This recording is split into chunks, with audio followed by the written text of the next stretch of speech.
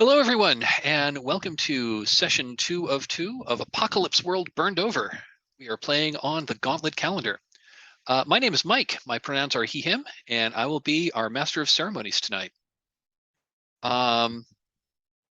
Little bit about the Gauntlet. The Gauntlet is an online role-playing community. We have members all over the world. We run we put about 100 games a month on a calendar that's free and open to anyone. The Gauntlet mostly focuses on small press RPGs, narrative-focused RPGs, story games, and the old school Renaissance.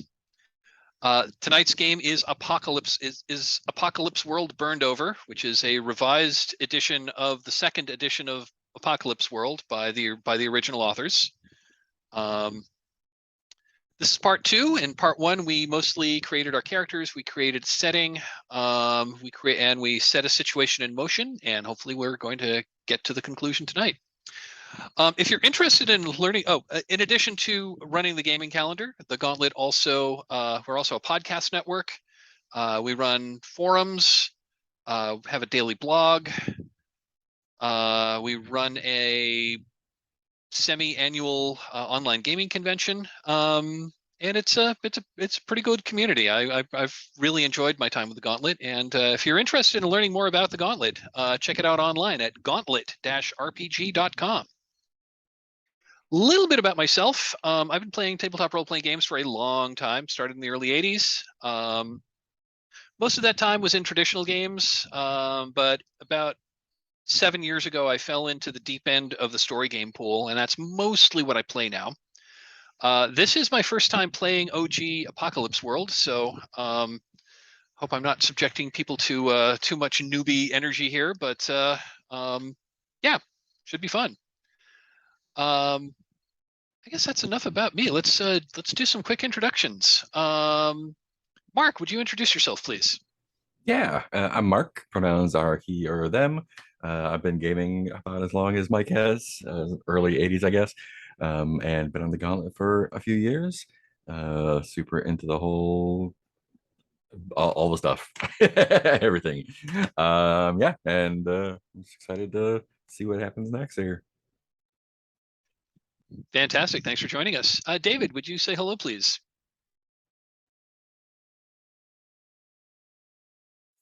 Hello, my name is David MK, he, him pronouns, and I've been playing off and on since the late 80s. This is my first time playing Apocalypse World Burned Over, second time playing Apocalypse World, and yeah, looking forward to tonight's session.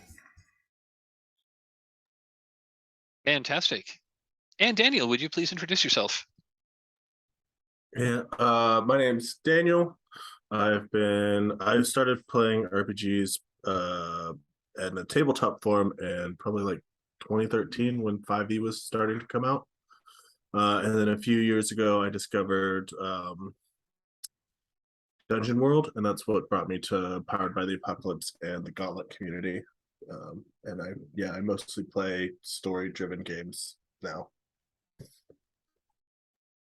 Very cool. Yeah, Dungeon World was my introduction to the world of story gaming, and was also what brought me into the Gauntlet, because when I joined, Dungeon World was really big.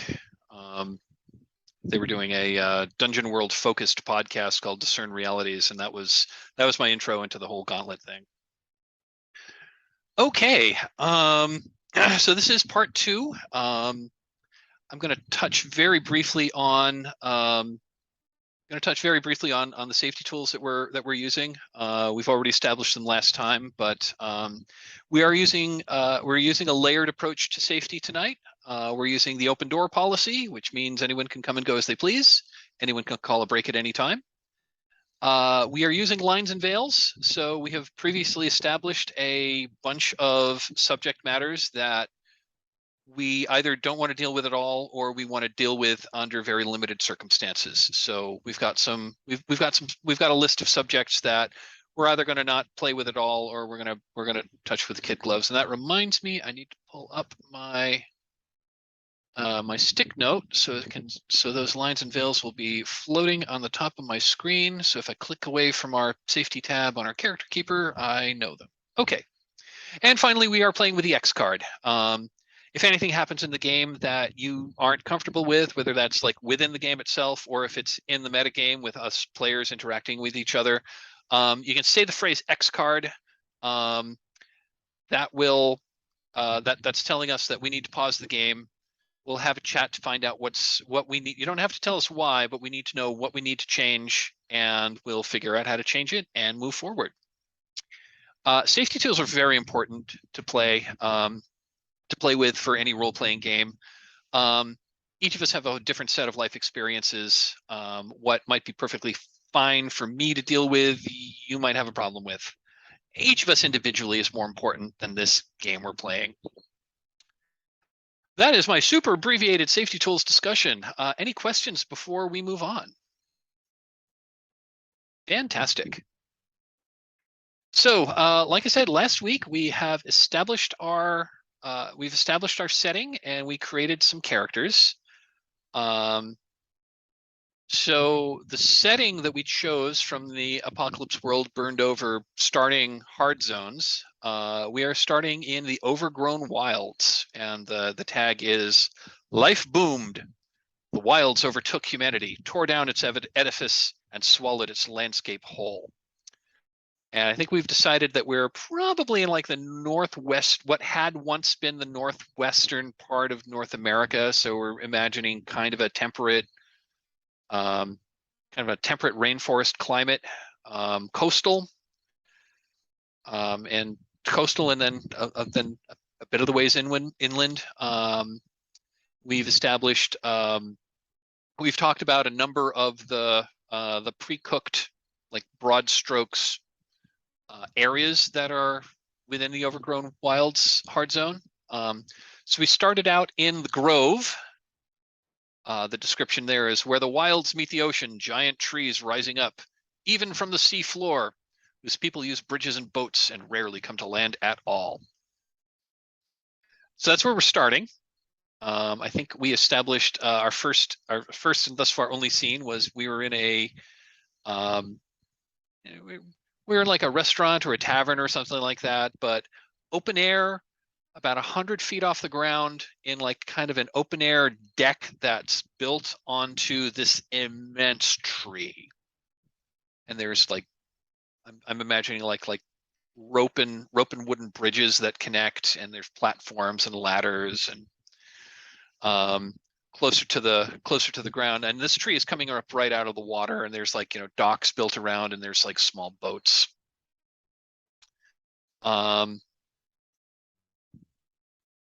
So that's our setting.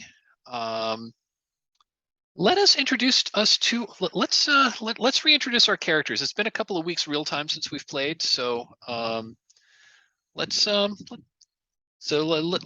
reacquaint ourselves with our characters. Let's go in the reverse order that I called the first time. Daniel, would you introduce us to your character, please?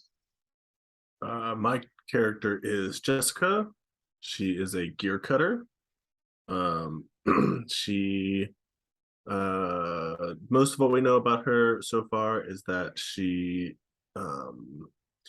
collects interesting trinkets from buildings and structures and vehicles and stuff that is scattered throughout the area that's been destroyed by the growth in the Overgrown Wilds. One thing in particular that she collects is this kind of metallic mold that grows on circuit boards that is used to cure I forget what the sickness was called, if we came up with a name. I know that we came up with the name of the mold or the moss or whatever it was. I don't remember what the name was.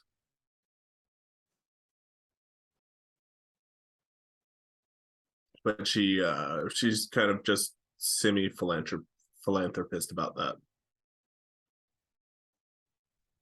I think you're muted.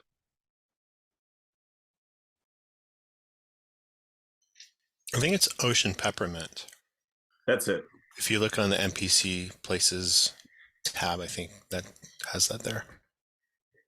I just realized I was talking, but I was muted. Yeah.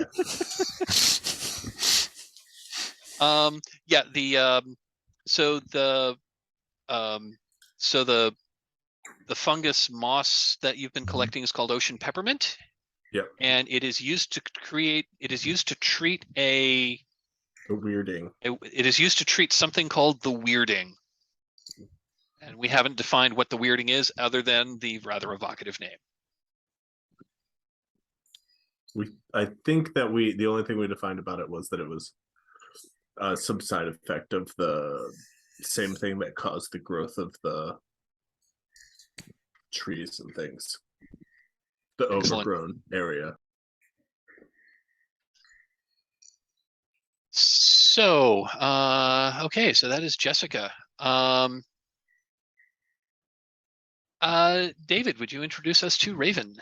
Sure. Raven is the Vigilant. Their impression is wary, studious, and playful. And from judging from their scavenge ability, Raven provides valuable services, warnings, and insights to the people around you, and live a commensurate lifestyle. And Raven carries I believe, a bow and a hunting knife. And it was, I think, introduced by, we saw Raven kind of penetrating an old, overgrown shopping mall in search of some sort of mysterious insights into what had happened, which apparently they found carved into a mannequin's chest.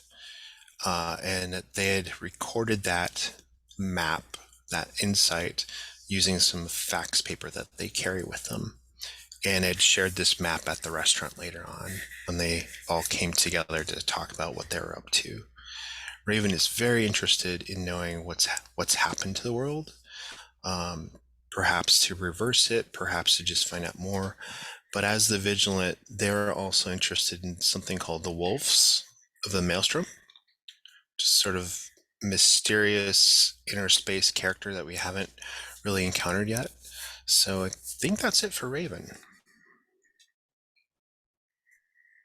Fantastic. I'm definitely interested in learning more. And Mark, would you introduce us to your character? Yeah, Kite is our Volatile, our gunlinger. He's a him, no nonsense, but patient and easygoing. Mostly carries around a bunch of guns and stuff, and works the roads. Either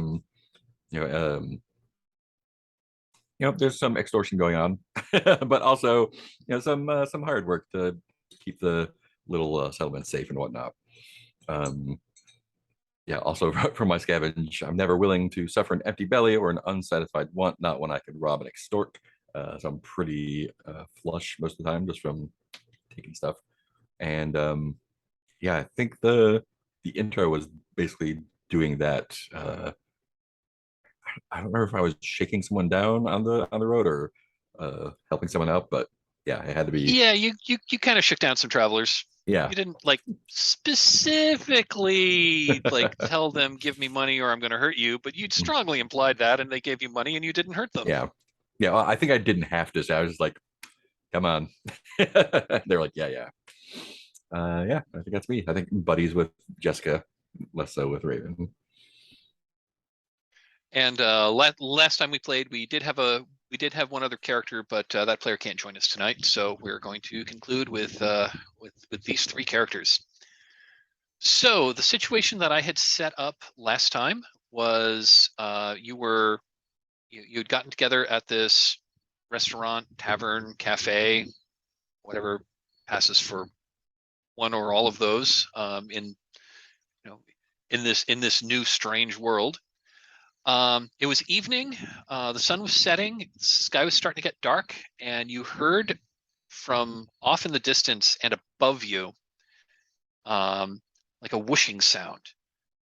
I don't know if I'm going to probably say that that your characters have probably never heard a jet engine before. I think it's probably safe to say that there really you haven't encountered a working jet engine. That's what it sounded like. And there was like some blinking lights in the sky that flew overhead. Hard to say exactly how high above it was. It was clearly higher than the top of the tree, and this tree is at least, I mean, this tree is at least 400 feet tall. Because you are in the overgrown wilds. And it was dark, so you could see the lights flashing on it, but it flew overhead and flew like from over the sea overhead, and it seemed to be heading toward like looking like in toward inland. It seemed to go to this other area, which is several miles to the east of where you are. A place that's just kind of called the Pillars. It's a section of this rainforest where the trees are like the trees are just so much bigger. I mean, these are all big trees. You're in a temperate rainforest, but these are like the biggest trees anyone has ever seen. They are they are immense. They tower above the other. I mean, these are trees that are these are trees that are like 1,000 feet tall, and there's a large grove of them. And you know that there are people that live there. They don't really interact with you all that much, but this thing flew overhead, headed in that direction, like hovered in the sky above the tops of these immense this immense grove of trees, and then slowly descended into the midst of them. If And that's where I remember, that's where we left it. if I remember correctly, we also had one of those hand crank flashlight radios. Yes. I'd forgotten about that. We had heard some radio signals. I, the GM, had totally forgotten about that. Yes, you had. You had picked up some strange radio transmissions that you're guessing must have come from this thing. And it was, if I remember correctly, I believe I said it was something along the lines of like pulsing. I mean, your characters probably don't know what it was, but it would probably sounded. I mean, if the people watching the movie at home would think that it sounded like Morse code.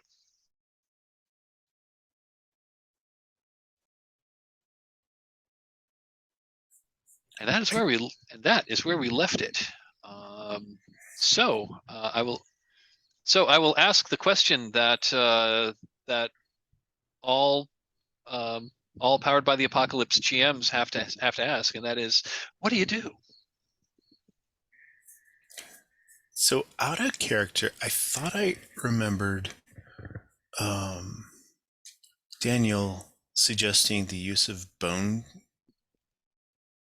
feel or another move to say that we were already there, like we had cut the scene and arrived. Am I totally imagining this? That was in our Stars and Wishes, and I just said that I thought it would be really fun. I was really looking forward to using it. Oh, okay. Yeah, thank you. Cool. We are at the beginning of the session for Bone Feel. That is true. Session, roll plus weird. That is true. We are at the beginning of the session. So if anyone has start of session moves, now would be the time to talk about them.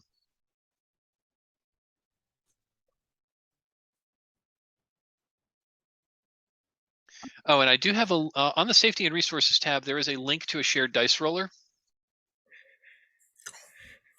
Oh, okay. It's just roll dice with friends. It's just roll dice with friends, but it's Apocalypse World. We don't really need anything fancy. Yeah, I rolled a 6.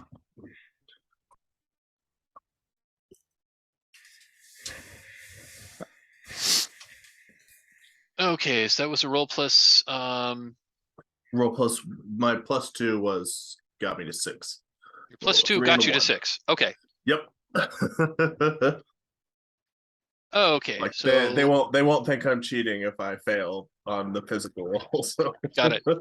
So this is your bone feel move? Yes. Okay. I'm just going to read that. So bone feel at the beginning of the session, roll plus weird. On a 10 plus hold, 1+1. On a 7 to 9, hold 1. At any time, either you or the MC can spend your hold to have you already be there with the proper tools and knowledge, with or without any clear explanation of why. If your roll was 1+1, take your +1 forward now. On a miss, the MC holds 1 and can spend it to have you be there already, but somehow pinned, caught, or trapped. Ooh. Okay. Thanks, Jessica. Perfect. Nice. So, I guess in broad sense, I'm guessing this strange situation has piqued your curiosity such that you will wish to head out. My question is, do you want to head out immediately, or do you want to wait till daybreak? Do you want to wait till daybreak?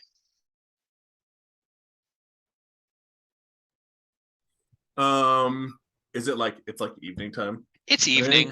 Yeah. Yeah, it was early evening. It was this happened. It was kind of late twilight when this happened, so the sky was still, I think Jessica would be down, like hyper focused on it and down to head out now. Yeah, it's probably safer to travel in the morning, but other folks might also have that idea. So maybe we want to get there before them, just in case there's anything to grab. Yep. So you're gonna head out at night, is what I'm hearing? Yeah. Okay. So I want to do a little. So I want to do a little. I want to do a little thing called a travel montage, which is a bit of tech I'm lifting from Gumshoe. So the way this works, and basically we're gonna get there. So the way this is going to work is I'm going to ask one of you to kind of set the scene and tell us what it's like heading in your journey, heading off on your journey. I'm going to ask then the next person to tell us what obstacle you have encountered on your journey. And said we'll give us a scene of what it is, like what this thing is you encounter that is impeding your journey, and we'll put some fictional positioning around that, and then I'll ask the third player to tell us how you get past this obstacle and get on and get to your destination. Sound cool? Awesome. I am going to let the dice decide who goes first. What did I do with my 1, 2, 3, 4, 5, 6? Mark, would you set the scene? Tell us a little bit about how you get. Tell us a little bit about your journey to the. Tell us a little bit about your heading off and your journey toward the pillars. Yeah, I think after we see it kind of descend, we just kind of give each other looks across the table and be like, "All right, let's hit it." And but Kite definitely knows the roads and paths between here because that's where he works. So probably kind of out front, but not necessarily scouting, but I think we just make a beeline towards it on whatever the closest path / road that is available there. I don't think Kite is particularly cautious about it. What does that road look like? Yeah, they are probably like really broken up, overgrown asphalt roads here. Like up to trees growing out of the middle, but people have used them sort of as way paths, and if they have to go around stuff, there are worn paths in there. And I think there is travel between these places because, or at least I travel between these places for sure. So it's not like hacking through jungle or anything, but it is night and there's no street lights or anything. But Kite is pretty confident about finding the way, and it's just like, if we're gonna go, we're gonna go. And Not really sneaking, just kind of forging through. Fantastic. Let me roll again. 1, 2, 3, 4, 5, 6. Daniel, what? So what obstacle? So like, describe where you are when you encounter this obstacle and what this obstacle is.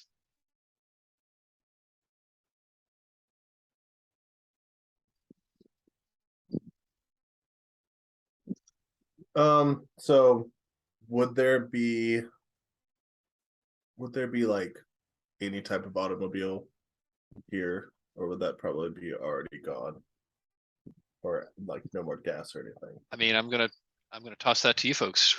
Are there, are there some working motor vehicles of some sort?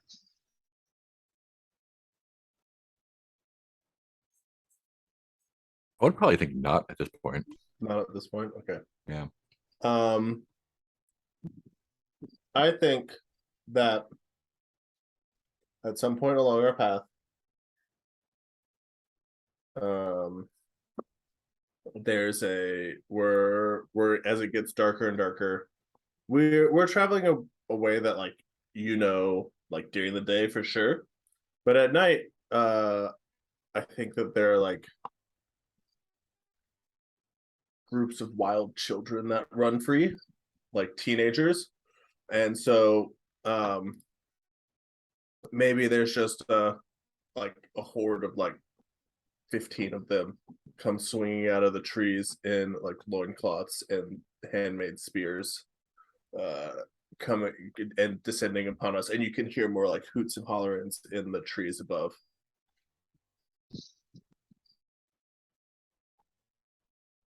Okay, so while you're traveling past this, you are suddenly ambushed by a tribe of, by a young tribe of wild youths. The lost. What a youth! Lost boys. The Lost Boys. I'm going to say that since they seem to be there seem to be large, like fairly large in number. Still with you, Daniel. What is this? Is this a threat that is known to travelers? And if so, what are these people called? Oh man. I think that it's known to travelers, but I don't think that they're like particularly dangerous. Um I kind of want them to be more interested in trying to steal. Like they're not interested in like us not making it past them. They're more interested in like what neat thing we can give them. And I really like the lost ones. The Lost Ones. You have been all right. So I guess we're going to David here to say, okay, so you have been ambushed by a raiding party from the Lost Ones. What do you how do you get past this obstacle? What is it that you do? Well, I'm thinking since we're kind of in the space between the grove and the pillars, and I like this one line from the pillars description: the inhabitants of the pillars harvest orchids and rainwater and are losing their language. So I like the idea that these people don't speak in the language that we're familiar with. They have their own culture, their own language, and maybe some of that is like more body language, more sensory, like their smells and things like that. So there's probably like a few words here and there that we hear that we think we understand, but it's kind of like if anyone's seen like The Expanse, like Belter language or something like that, something that's evolved naturally through the environment. And so I love the idea of them being interested in getting something from us, not our lives, but something from where we've been. And so how we get through this, I think most likely Kite probably has the most awareness of what this group of people are and what their threat is.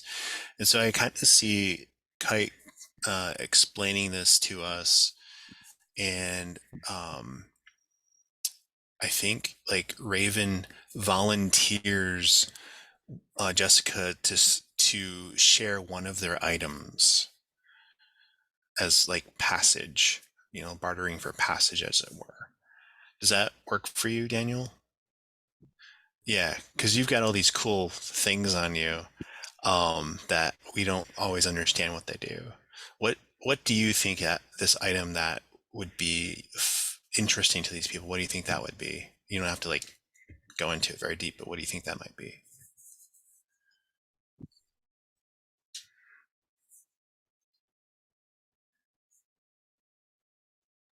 I think like a set of magnets, like rare earth magnets. Just like a whole group of them, and they're just kind of all mashed like, together. And then you just like snap together in a chain. Yeah, and you can show them the power. Watch your fingers, kids. Exactly. Don't swallow them, especially don't swallow two. Yeah, no, thank you. So that's what I kind of see, is like we negotiate with the locals for passage effectively. They are fascinated by your chain of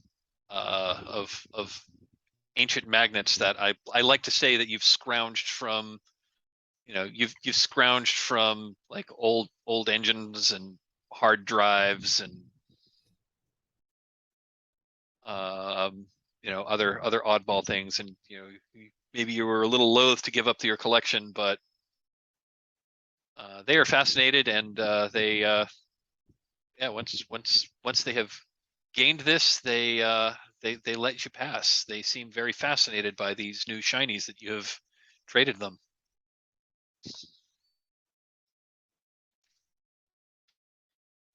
All right. So after your encounter with the Lost Ones, I'm going to say it takes most of the night to get to the pillars. I mean, it's not a days and days journey, but it's going to take you many hours to get to the outskirts of the pillars. And I'm going to say, so now, Raven, I think we've established that you have traveled pretty extensively through this area. So you've been here before, especially now that it's getting light. I mean, this isn't a place you normally hang out, but you've been through here. It's kind of familiar. And as you approach, you see a couple of, so as you approach, and again, there's the really, really big trees. The biggest ones are farther in, like toward the center. So these, but and the people who live here have even lost. They don't really speak, but they do trade. They do have these like elaborate hanging gardens that are up in the trees, and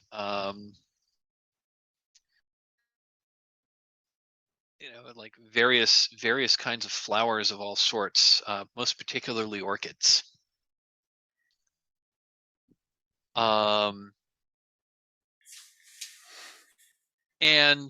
most of what they do is farther in, so you're approaching the outskirts. But what you find very disconcerting as you start to as you start to like enter the path. Oh, and the spaces between these trees are quite a lot. This is it's actually pretty open, like down on the forest floor. Yeah, there's some plants, but it's actually pretty dark down here, just because there's so much, there's so many branches and trees up above that not a whole lot of sunlight filters all the way down. So it's kind of like, it's very much like a darkly overcast day down here on the forest floor. There are certainly some vegetation down here, but not, it's pretty open. The thing that you find disconcerting is as you approach, there's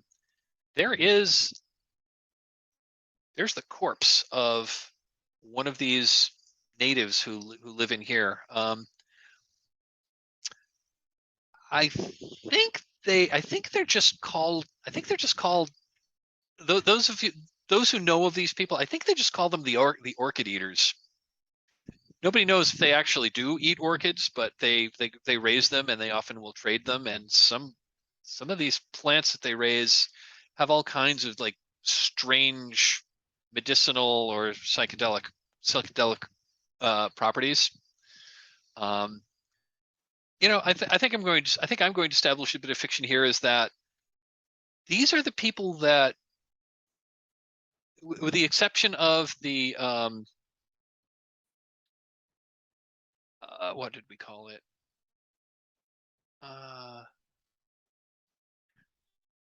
They don't grow the ocean peppermint here. Obviously, it's far from the ocean, but they do grow other plants of medicinal qualities. Whether or not their plants can also do something about the weirding is left to be determined. But so there is the body of one of these Orchid-Eaters, who is like just face down on the ground, stone dead. It looks like he's probably fallen from a great height, but you can just see that. Well, yeah, he definitely fell, and that probably didn't make it any better, but he was probably dead on the way down because he's got a bunch of bullet holes in his back. Yeah, probably like flip him over and make sure. Well, was he shot from in front or behind? He was shot in the back. Yep. And I think I'm gonna try and read. It seems like a fairly charged situation. If someone was shot near here, I think I'm gonna read the switch. And that's like, that looks like, me like getting close and kind of inspecting, seeing what kind of ordnance it was, what the was it a shot, was it a bunch of shots, kind of check out the area, look to see if I can tell like where they fell from or if there's anyone there. So okay, yeah, well, sounds good. I'm going to read the move. So when you read a charged situation, roll plus sharp. that is +1. All right, 2 beep, beep, beep. That is a 13. Ooh, yeah, boxcars. There we go. Okay, nice. Good way to start off. So on a 10 plus, ask the MC 3 questions. Oof. All right. So you got a Let's pick see. list. Oh, and do I mark XP when we use a move, or is that? That's I forget how that works. When you mark how XP, that works. Let me yeah, when you roll a stat, you mark XP, and that looks like. Yeah. Okay. Since this is a one shot, I don't know if we're going to actually do advancement, but yeah, let's follow the rules and mark XPs. Cool. So ask 3 questions. Who's in control here? What's my best way in or out? What poses the biggest threat? What represents the best opportunity? Or okay, so we'll start off. What should I be on the lookout for? So I'm gonna say that you're looking over the body.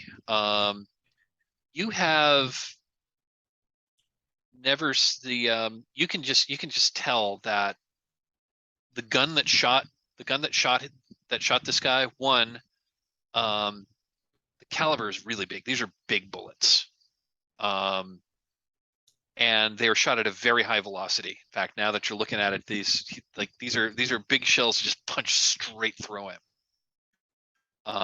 So whatever shot him, this isn't a kind of gun you carry around with you. This is whatever shot this is a really large weapon.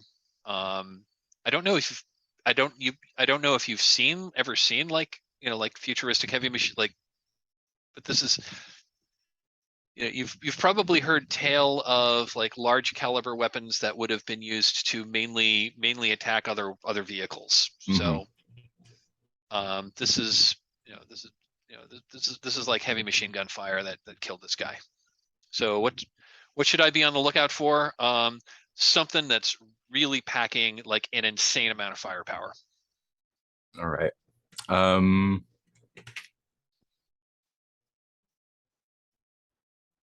Good. Who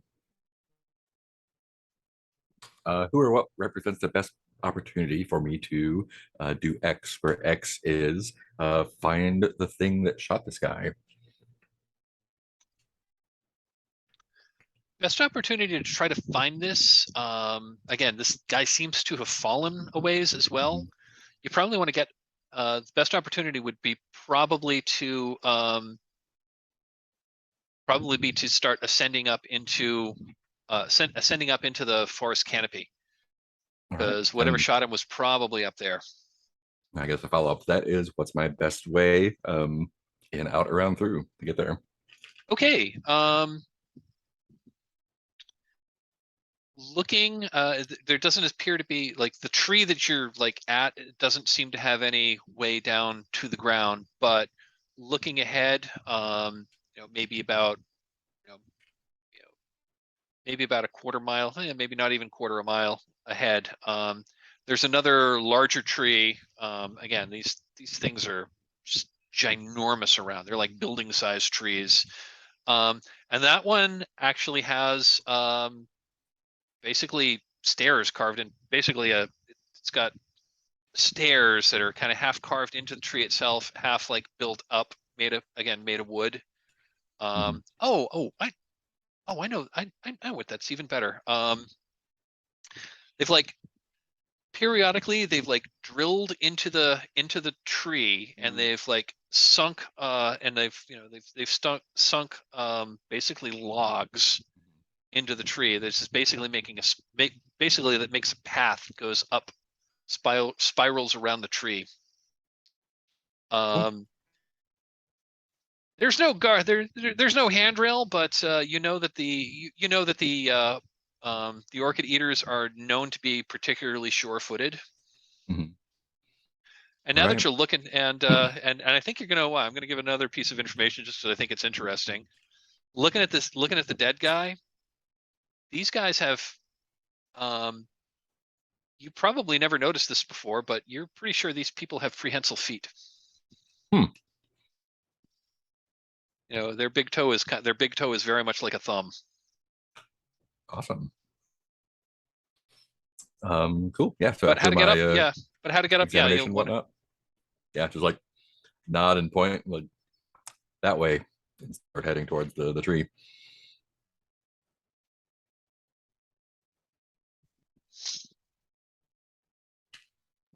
Jessica starts to calculate in her head how many steps that is up the tree. It's better if you don't think about it. Yeah.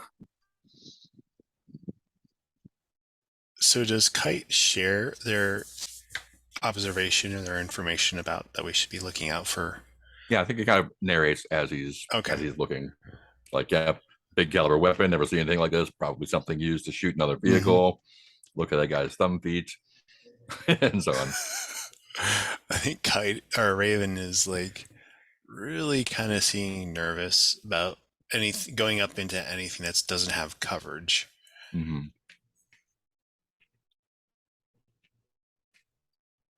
Yeah, you might be afraid, especially for the first several circuits along the street. Oh, and also these stairs are pretty steep.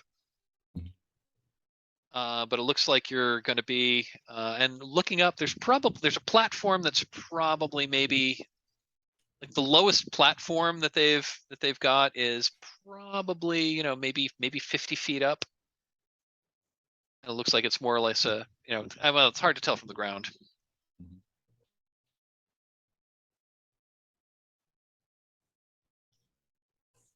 So you're heading up the tree. Yeah, I'll head that way. Jessica will head up the tree. Yep. Okay. So you make it to that. So yeah, make it. It's like 2 or 3 circuits around, and you make it to that first landing platform. And this just seems to be.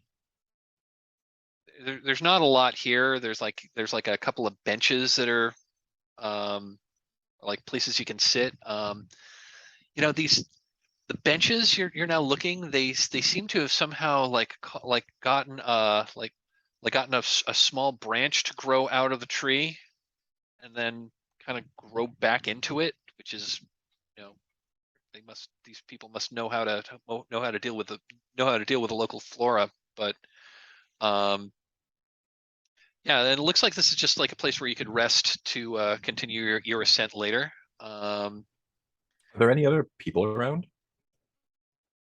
At the moment, no, and you find that strange because normally they're very aware of people entering their territory, and they are usually quick to send people down to meet you. You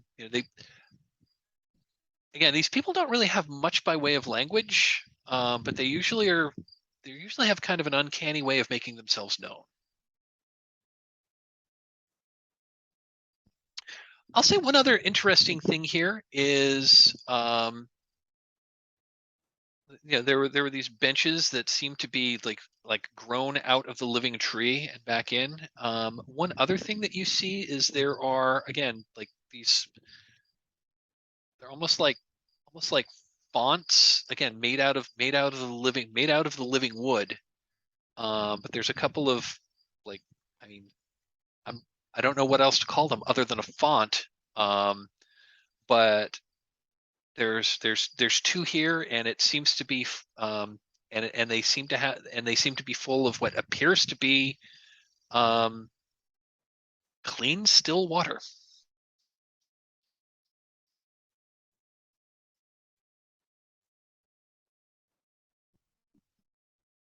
And the stairs continue up beyond. But yeah, there's nobody here, and again, that's weird.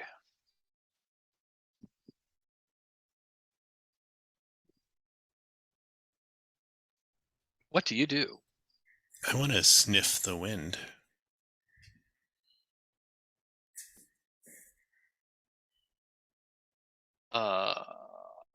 That sounds like that is one of your moves. Yep. Oh, okay. When I read a situation, ask a free additional question. Okay. So I think I'm just rolling read situation. So yes, you are. Yeah, you're rolling read a sitch, which is the sharp. Yes, that is roll plus sharp. Okay. Let's go over to here. We feel like the situation is charged because there's not anyone present when there normally would be. There's a lack of life. Yeah. Yep. Yes. All right. So, and then I get a +2 to whatever goes here. So I get a 7.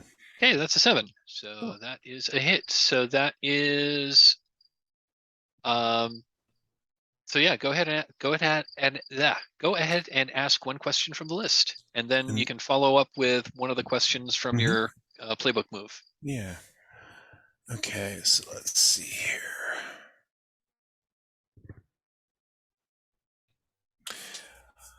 I guess what should I be on the lookout for will be my one from the normal list. What should you be on the lookout for? Something has.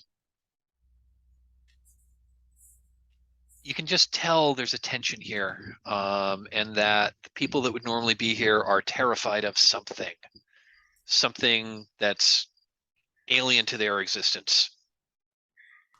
I think that'll lead into my question from my list is what or who is the source of the most pain or fear here?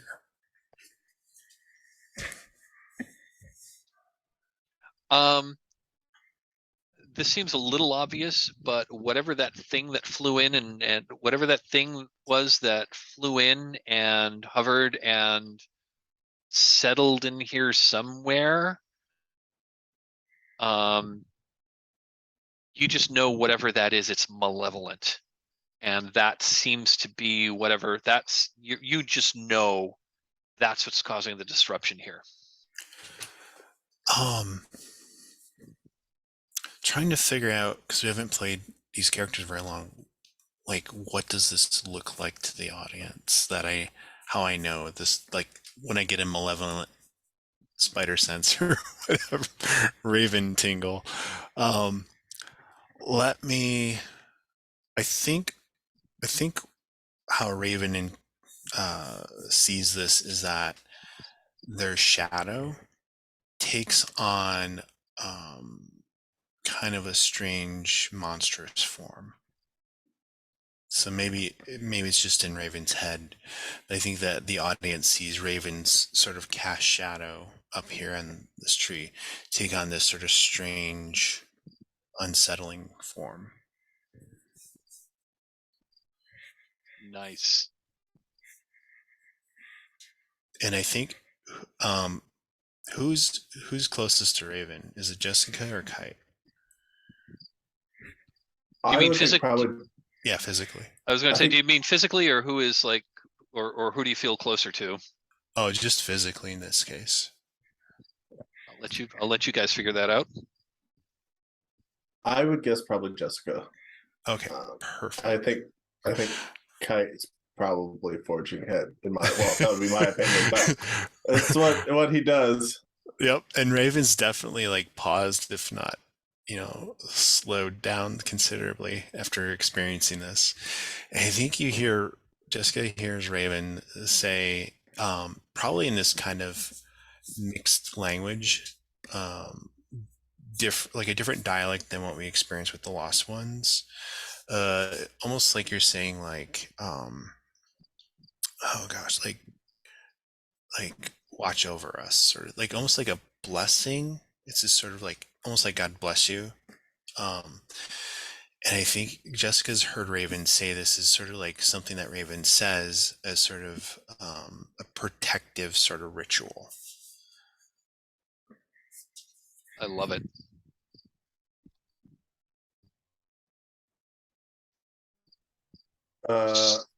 So I was just going to say, I'm going to say I actually need to step away for just a moment. So why don't we take our first break? Let's take 5. Come back in 5 minutes.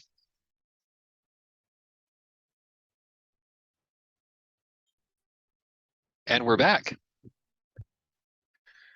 So looking at the time and looking at our pacing, I think I'm going to try to increase the pace a little bit and do some more hard framing, just so that we can, move ahead and get some, again, hopefully get to a like some level of a conclusion to the story later tonight.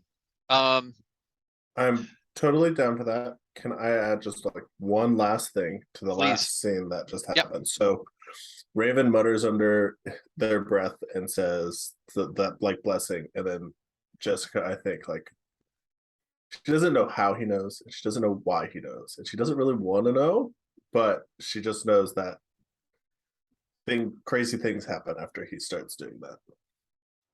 So she's just like, oh, here we go again.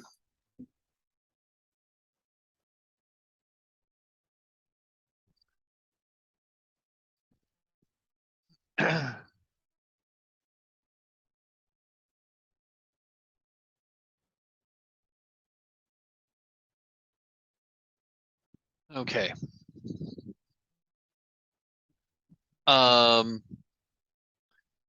So you continue climbing. You make it up to. So you're at this point you are several hundred feet of. You've got to be at least 400 feet off the forest floor at this point.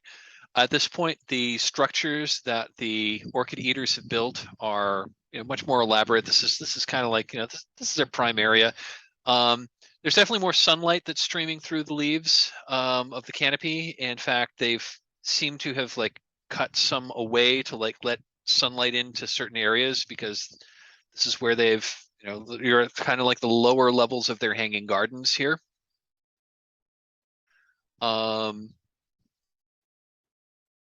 This is also like now that you're up here, you're now seeing more signs of that there had been some kind of been some kind of a conflict here. You're looking at some of the hanging gardens are in a bit of disarray. It looks like something has come through and just kind of like cut a bunch of plants away, and you must have just like carried them off. You definitely there's some blood on you see some blood on the platforms. And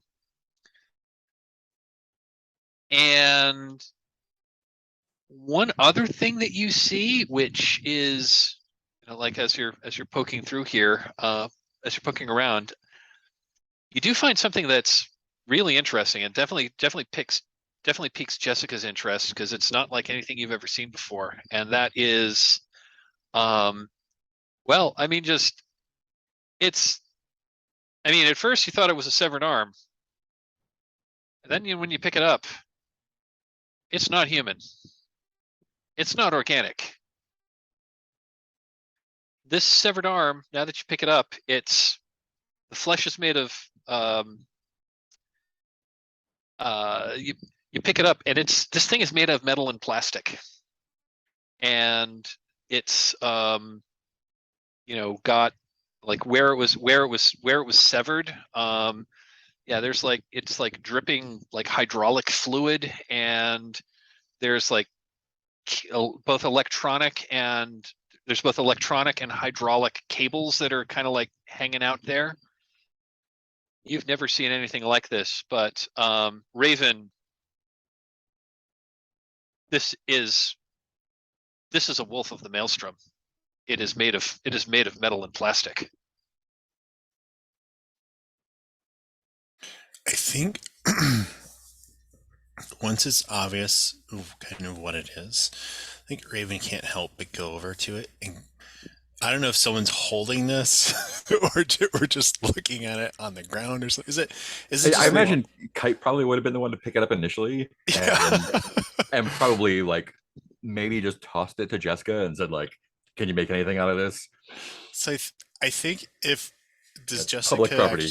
Does Jessica actually hold this if it's tossed to her?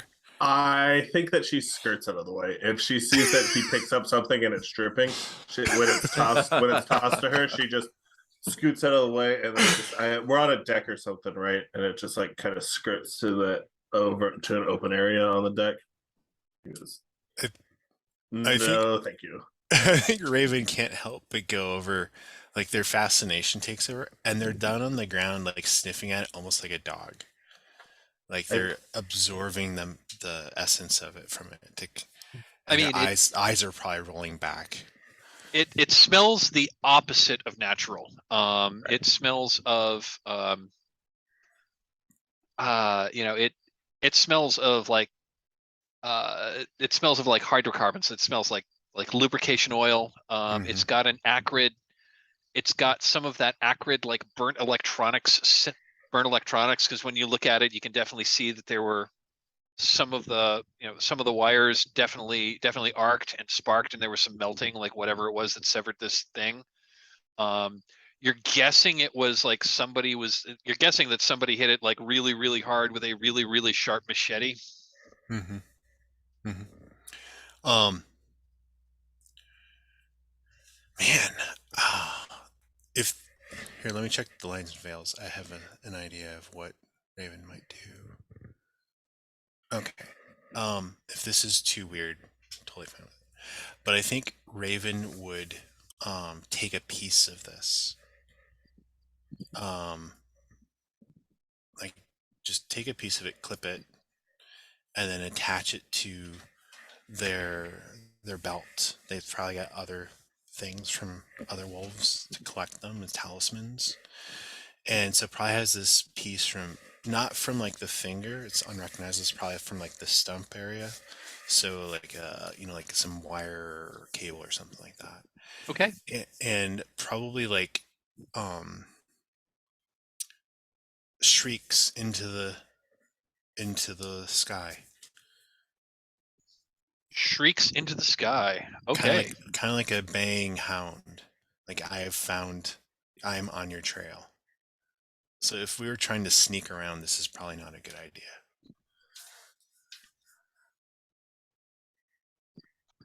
Okay.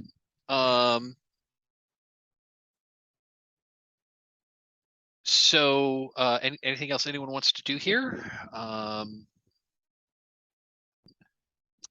So again, If Jessica doesn't want to take a look at it, I will definitely just like sling the rest of the arm or whatever it is, so we have it to ask folks about it if we run into anyone. She'll take a look at it. She's just not going to catch it when it's flying through the air with hydraulic fluid flinging everywhere. Good call. Good call. Good call. Yeah. So you've got you have like the severed. It's like it was like cut off at the elbow. Yeah. But yeah, you've got the severed forearm of like a robot or an android. Its outer form looks vaguely in the shape of a human's, but it's clearly Something else. artificial. It's clearly Cool. artificial.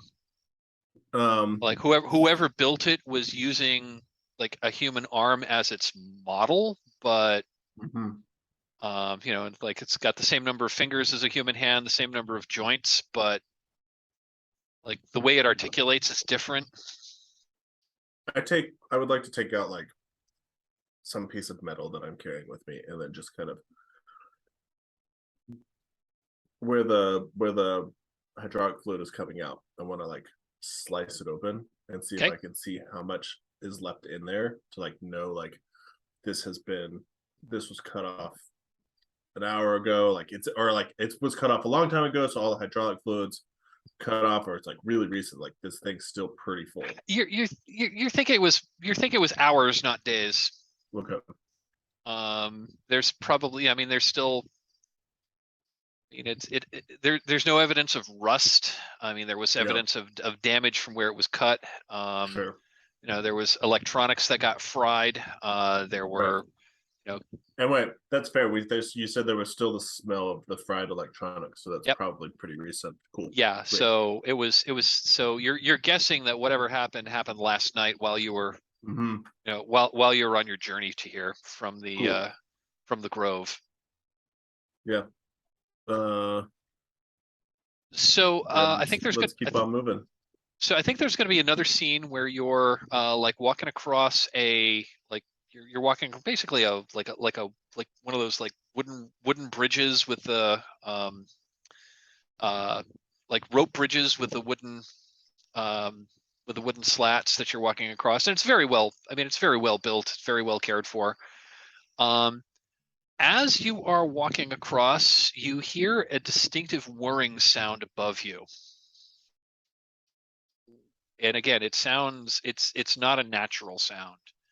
What do you do? Is it at all similar to the whooshing sound that we heard before? It was not a whooshing sound. This is more like a whirring sound. Okay.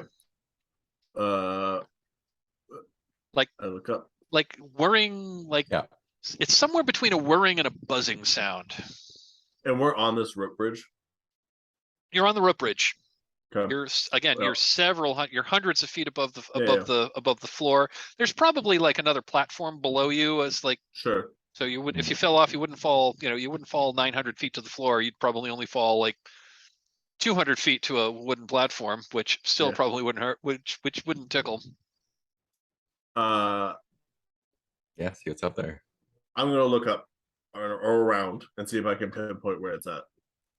I don't think we need to roll, but there's a but yeah, you just like hear the sound, you look up, there is a metallic object hovering in the sky.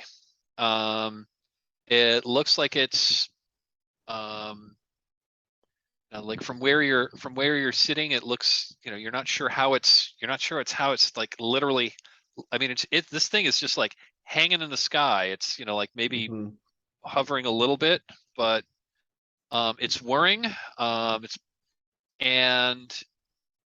It's got a couple of blinking lights on it. If it were nighttime, it would be painfully obvious, but it's daytime. So, and you, the players, and the people and the people watching at home, this is a drone. Mhm. You know, this is a Yeah. drone. It's hovering in the sky. But as you look up to it, it kind of like pans forward. It kind of Uh-huh. pans around, and you get the distinct feeling that you're being watched. How far away is it? I'm gonna say it's about maybe 100 feet above your head, and it's about 100 feet above your head, maybe like maybe another 50 feet away. So I'm not gonna do trigonometry to tell you what the actual distance is, but 1,250. Yeah. Is it near, short, medium? Yeah. Far. say, what are the ranges here? I can't hit it with my. I'm pretty sure I can't hit it with my nail gun. I could hit it with my sniper rifle though. I was Yeah. gonna say, I'm gonna say, let me just double check ranges here because I forget. The problem is different Powered by the Apocalypse games use the same words to mean different things. Yeah. See, what is it? Close, near, far? Is that it? I'm gonna say it's hand close, near, far. Yeah. hand, close, near, far. I'm gonna say it's near. Ooh. Hmm. So it's in like, so I'm gonna say it's near, so like pistol range. Mm. You take out a gun. I'm gonna put my hand on you and tell you to wait until we aren't in the middle of a rope bridge. I am going to take out the sniper rifle and look through the scope at it to see if that reveals anything else. And just be like, I got this. Or if it reacts when I like Yeah. raise it up to look through it. I'm just taking I'm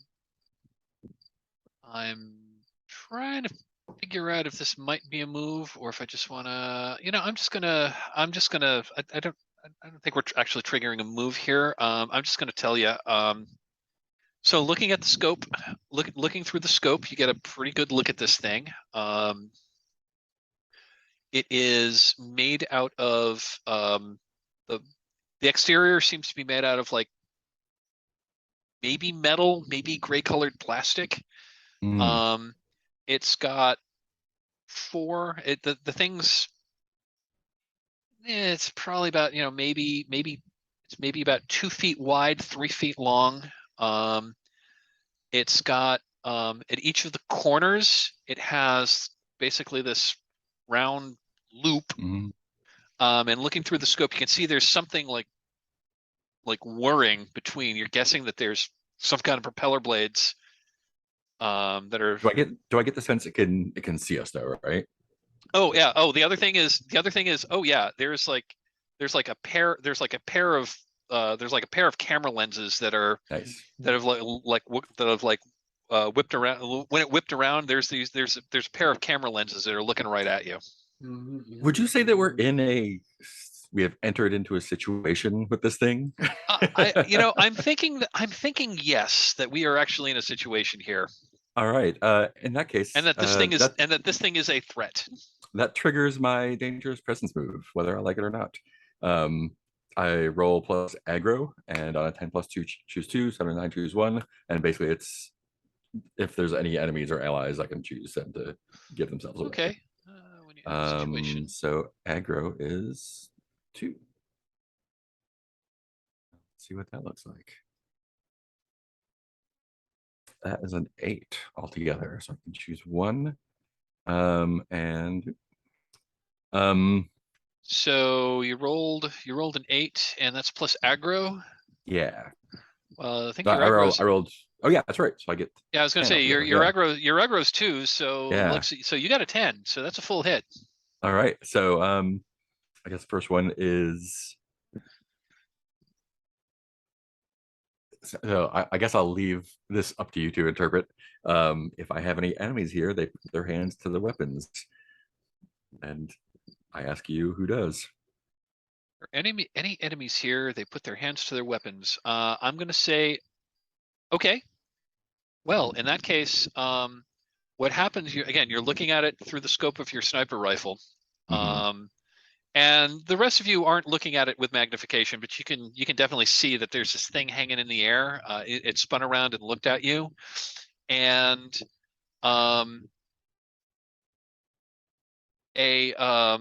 like from underneath it lowers what's clearly from underneath it lowers what's clearly the barrel of a gun All right. pointed right at you. Cool. And so then the other question is, if there's any allies here, they will make contact with me somehow. And if there's not, then they don't. Yeah. Cool. Yes. Yeah. And when I see the barrel, I'll just be like, folks, this thing is armed. We should get undercover. There any allies here? I'm going to say yes. Here's what happens. And again, you've been here. I'm going to say that just for the sake of argument, you've been here before. You're not necessarily you're not really a close ally, but you've traded with these people before. You have some idea where their defensive positions are, and you like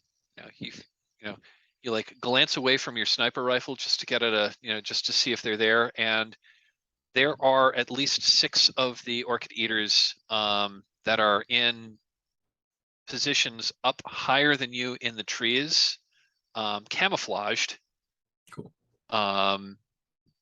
They've got, they've definitely used body paint or they've stuck like leaves and whatnot on them, and they're up there, and like looks like one of them has like an old school rifle, and then the rest of them have bows and arrows, and yeah, they like when you catch their eye, like they catch your eye, and like one of them nods, but most of them have their weapons trained on the drone. And I'm just going to give this to you. It does not look like the drone is aware of their presence. Nice. Yeah, then I'll like sling the rifle and just be like, we gotta move, and start running across the bridge. Okay. Let me take a look at the basic moves.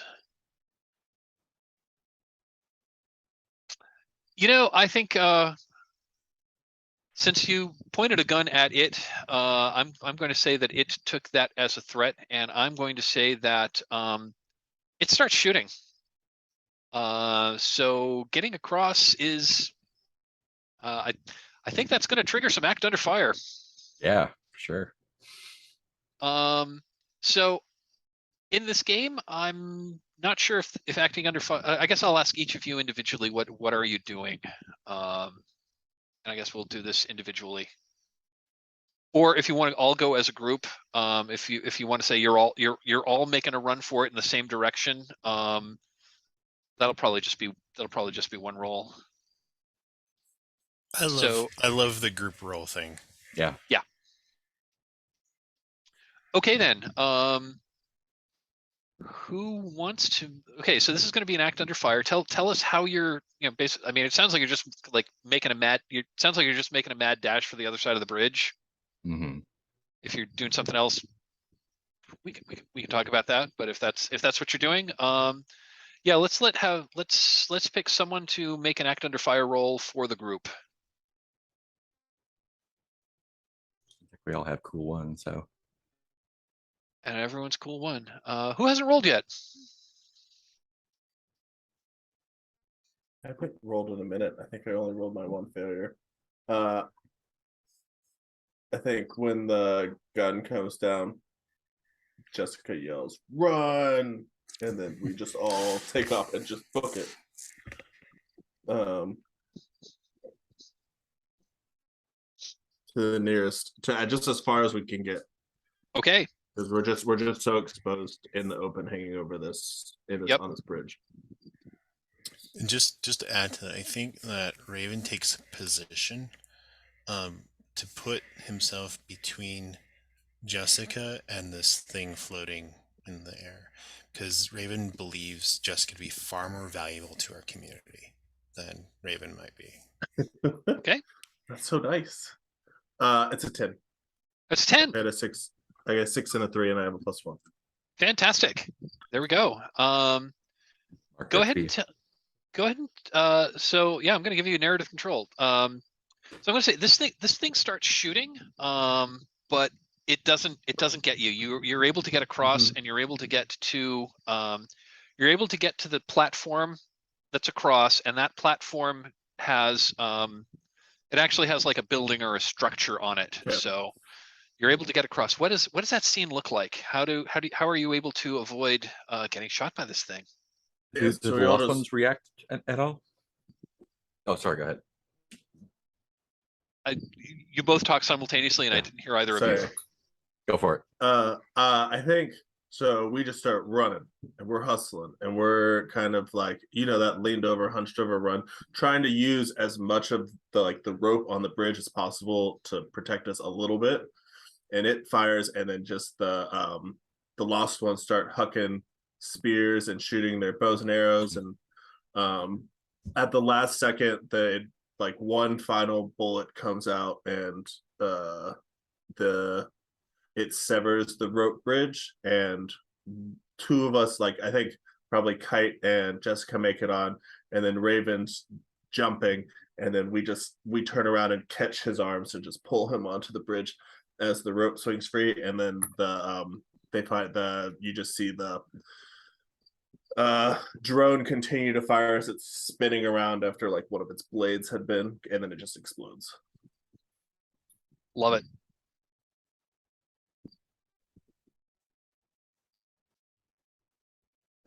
So the drone, the drone is hit by the various missiles, and and again, one of them had an actual gun, but most of them were using more primitive weapons. But these guys are crack shots. And yeah, that drone spins around and slams into a tree and explodes, and then the pieces rain down on the forest floor below. So not long after that, there's a few members of some of the I keep wanting to call them Lotus-Eaters, and that's from the Odyssey. These warriors from the Orchid-Eaters. Yeah, they descend down onto the platform that you were on, and they look at you and they nod, and one of them just looks at you and just says, they nod and they make facial expressions toward them and a few gestures, and one nods, and that one turns to you and says, "Who?" Gesturing toward you.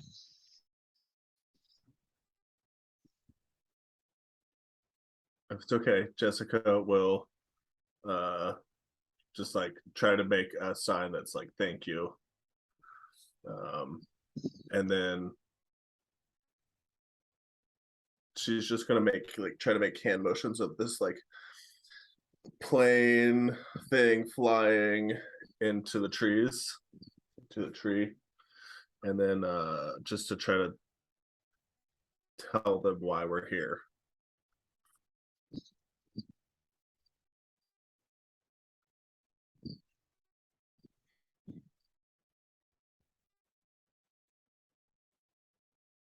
Feeling like this might, since this is the first time you've actually interacted, I'm thinking this might trigger a move, and I'm not sure which one yet. I'm just looking over. I'm looking over the moves here. Maybe read someone.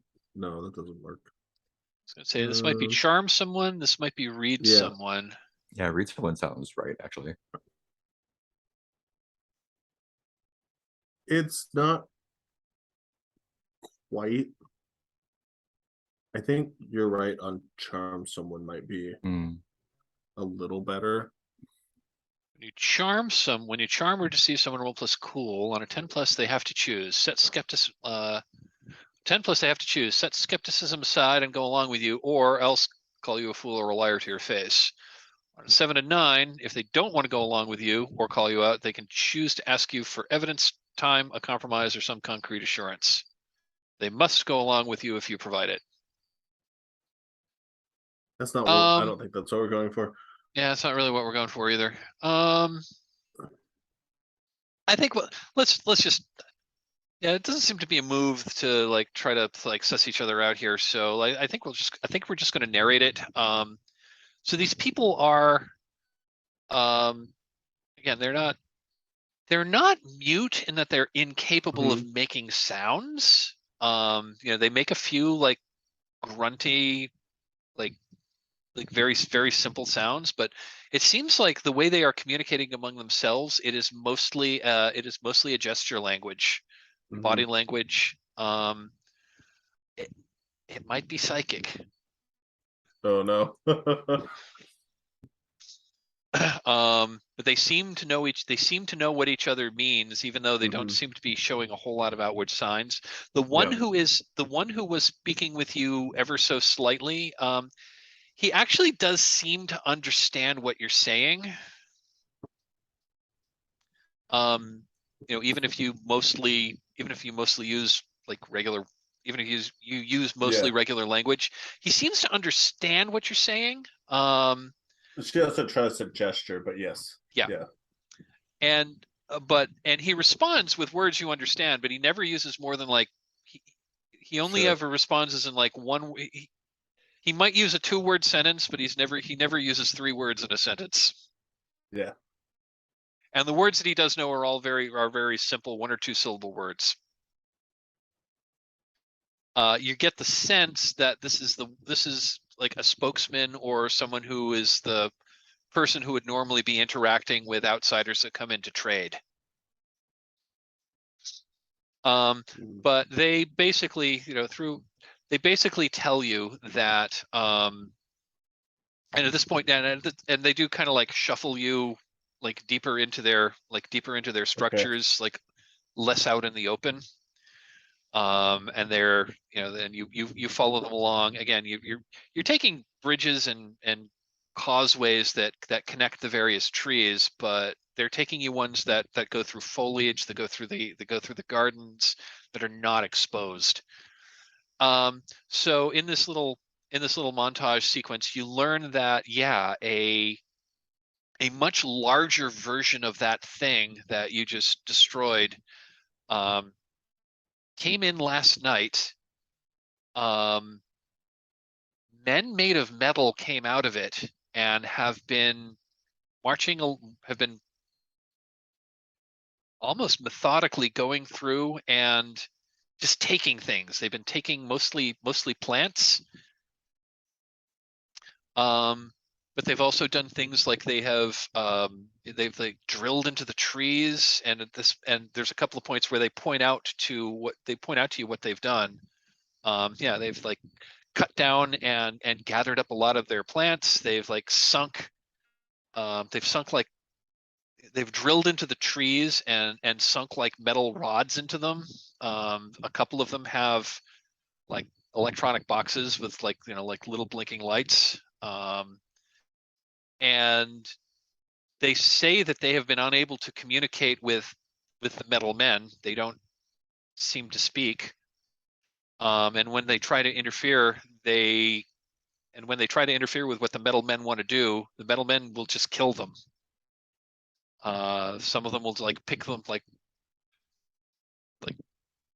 pick one up and like throw them off, and throw them off. Some of them have knives or other hand-to-hand weapons, and many of them are armed. The big flying boat, they describe, I mean, again, they know what guns are. That the big one has big guns. when they tried to put up some kind of organized defense against it, it just obliterated them. They don't know what these creatures, they don't know what these metal men want. But they're clearly looking for something. I think Raven would go over to Jessica's the primary communicator here, right? On our side. Go over to Jessica and kind of speak to her quietly. Say, can they tell us where the big boat is? She'll speak, but also like, where big boat.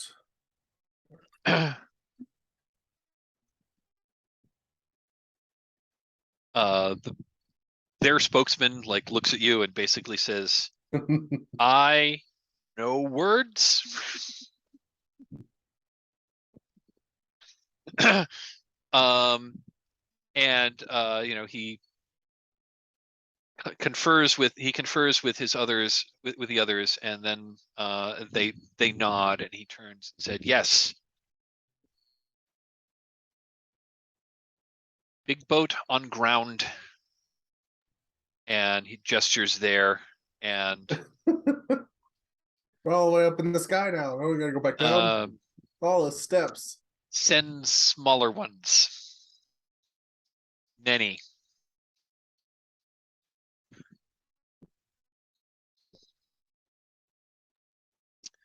And basically, you know, I'm not going to try to like do a pigeon language of what these guys are telling you, but they are, even though he's only speaking small numbers of words and using these these gestures, you're able to understand them without much difficulty at all, and they're able to get across really kind of like perfectly complex. I mean, you speak.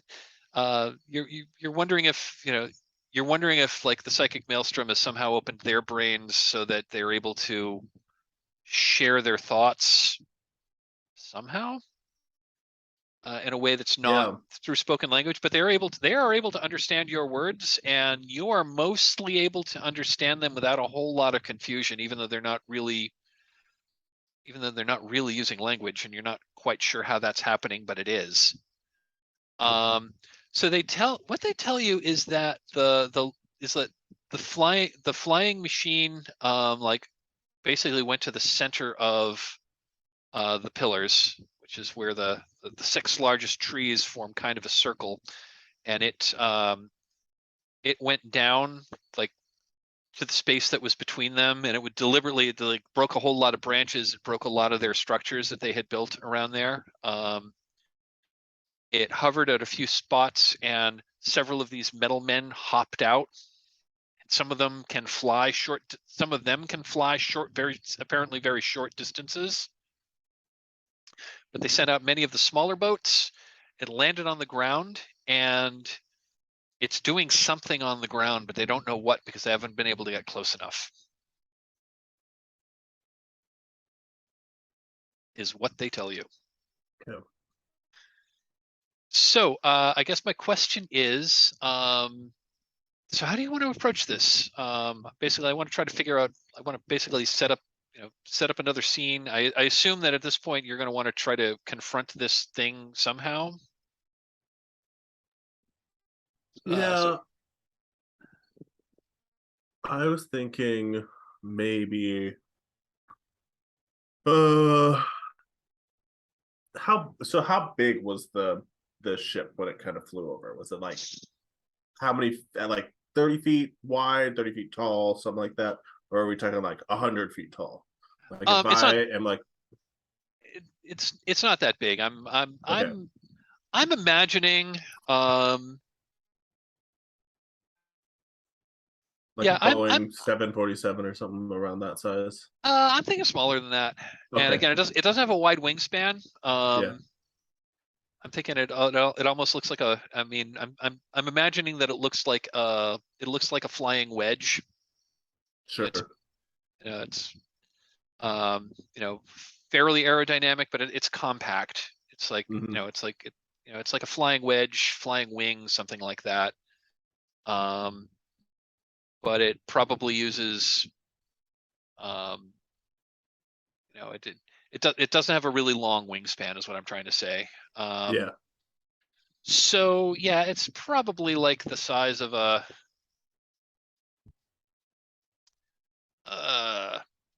it's probably about 30 feet long, 20 feet wide, 10 feet tall. Cool. So we need to go down closer to the ground in order to like, if we want to see this from the trees, we need to be probably closer to the ground. That would be my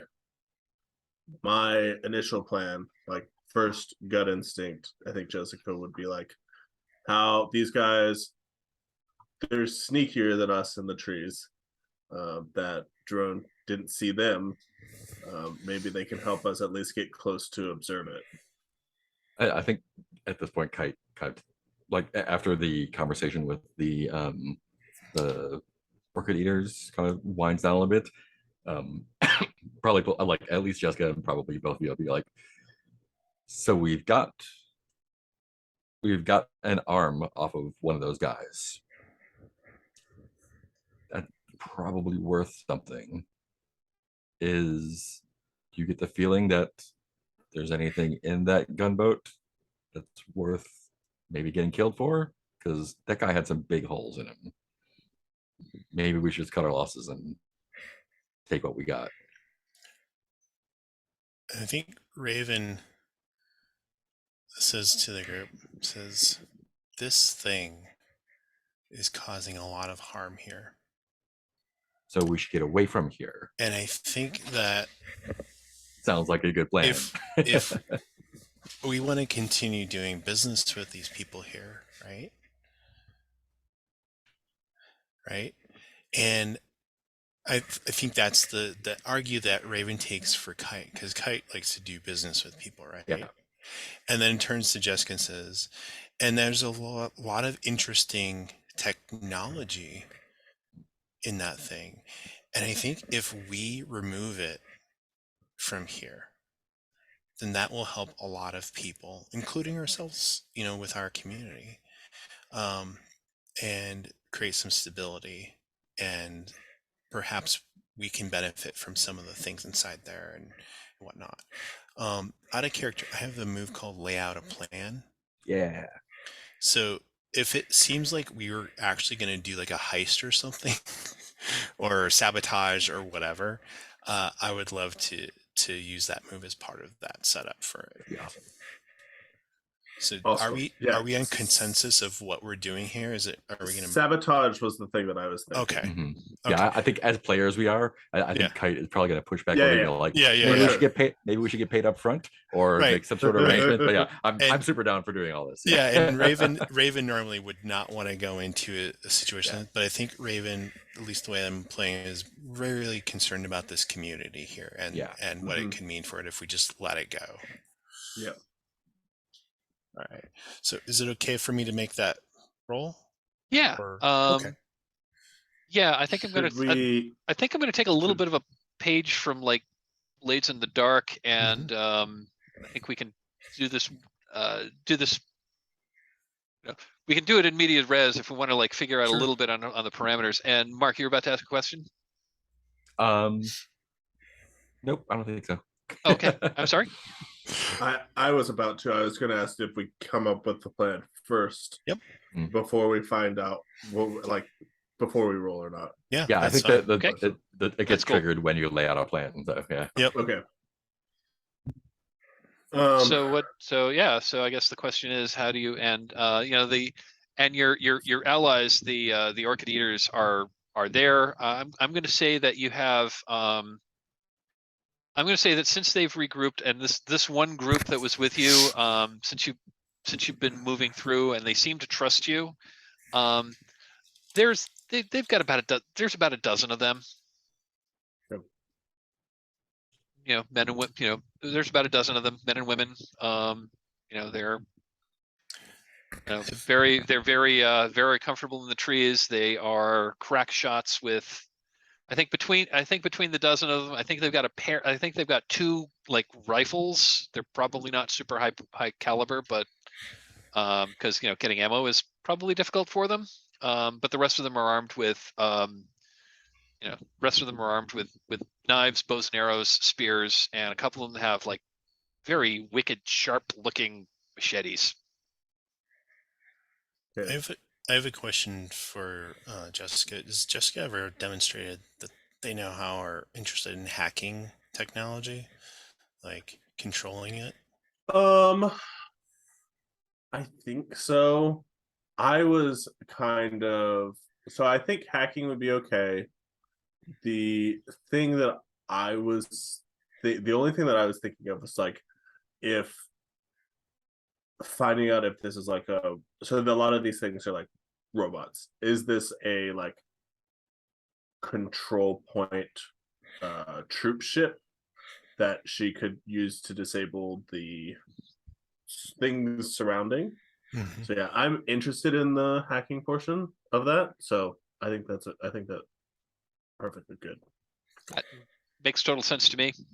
Yeah. I mean, you don't have a dedicated hacking move. I'd probably call that act under fire if you're going to try to do that. Yeah.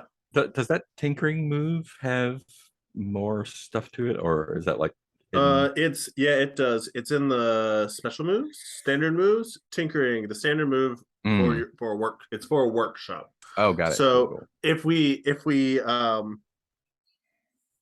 if we could consider the inside of the troop ship thing a workshop, then I think tinkering comes into play.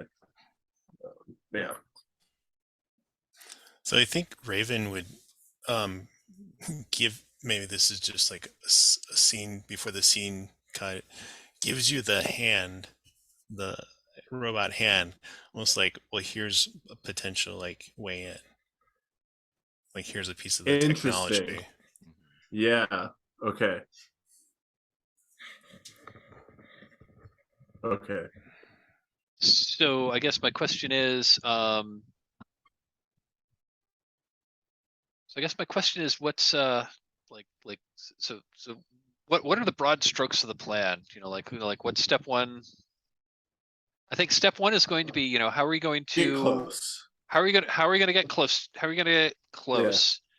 Step two is how are you going to get past the guards? Mm-hmm. And step three is, I guess so yeah, step one is how do you approach close enough that you can try to get in? Step two is going to be how do you get past the guards? And step three is like once you're inside, what are you going to do? Only I had rolled better on Bone Fell. I do have a rocket launcher that does 2 environment damage in case we need that. Boom! Yeah, we could just blow it up. That's our like final move. Yeah, I think that's that's our backup plan. Yeah. I think that like getting close is going to require the Orchid-Eaters helping us get into position. So like maybe we're each paired with one, and then the other 9 spread out. Could we enlist them to help camouflage us? I was going to suggest something along that, using what they're familiar with, right? Yeah. And because then they're more of a partner in this, I think. Yeah. I was thinking if we paired with each got an Orchid-Eater, and then there were 9 left over to spread out and help cause a distraction whenever stuff starts to go down, whatever the signal is. Mm-hmm.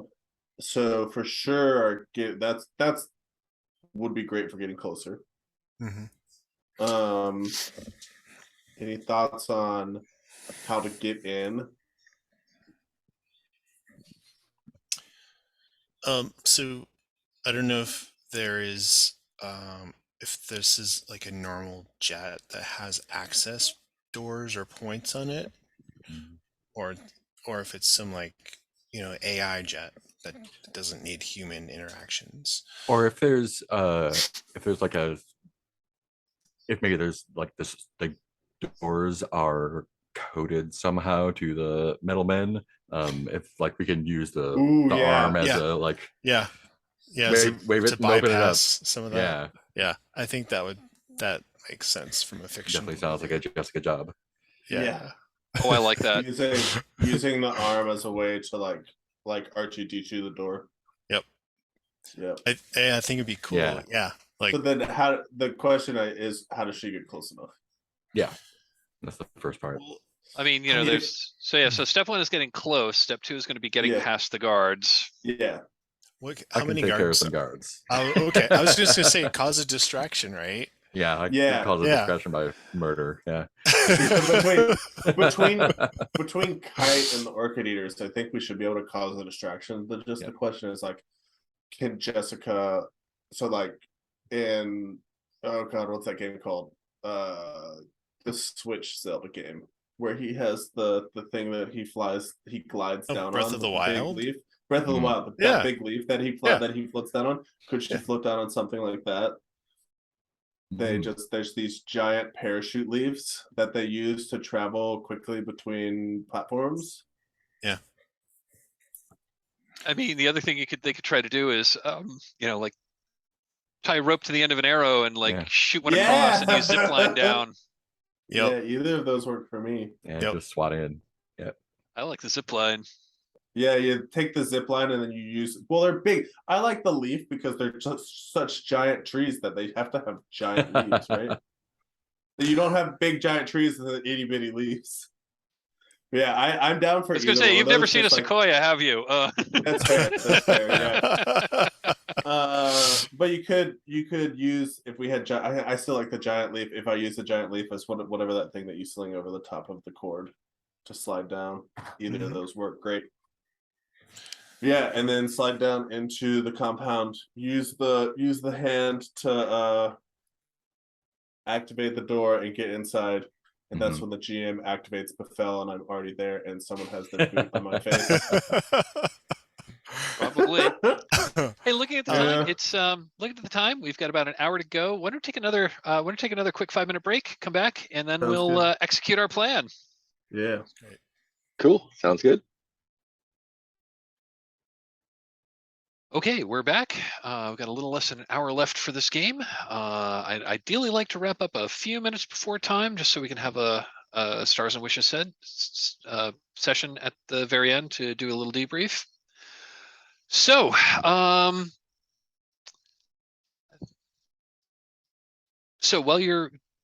think just to give the viewers at home a little more information about about the whole situation. So, we see a little,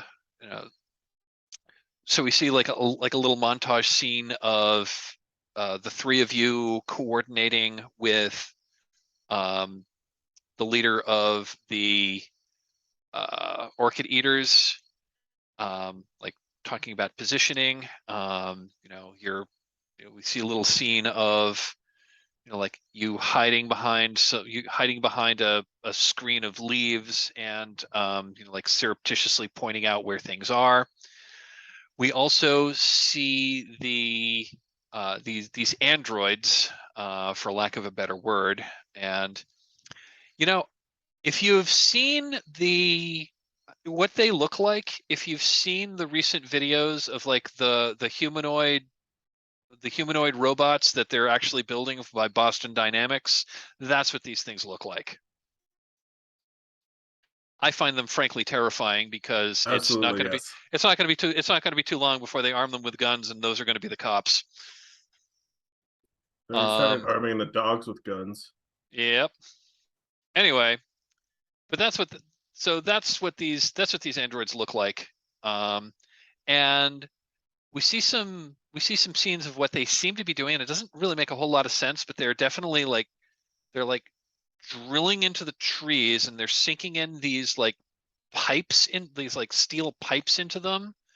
That they seem to be, you're not sure if they're like pumping something into the trees or trying to extract something out of the trees, but they're definitely doing something to extract resources here, and those of the members of your group that are able to get close enough to see like their main ship, it's on the ground, and they've built a small structure out of metal next to the ship, and they're definitely drilling into the ground. Your best guess is they think that there's some kind of resource here that they want. And you're also thinking that extracting said resources is probably not going to be a good thing. So, so that's the scene. Now you've got what was that? What was the name of that move? You've got so you've got 2 hold for, I'm sorry, on a 10 plus, you've got 3 hold for your lay out a plan move. I also have 1 hold for your I also have 1 hold to spend to put you in a bad spot from the Bonefield move. So just to clarify, I did not roll for layout. Oh, you didn't roll. I'm sorry. I thought you had rolled. Nope, that was Kite's last rule. Oh, that's what I'm thinking of. I'm sorry. Yep. Yeah. Why don't we? So now that we have a plan, why don't you go ahead and? So yes, why don't you go ahead and roll plus sharp? I'm sorry. I thought you'd. No, it's okay. I was thinking you'd rolled. I was thinking you rolled a 10, but yeah, that was the previous roll. All right, let me roll these 2 dice. So I got a total of 9 with my plus 2 sharp. Okay. And So hold 2.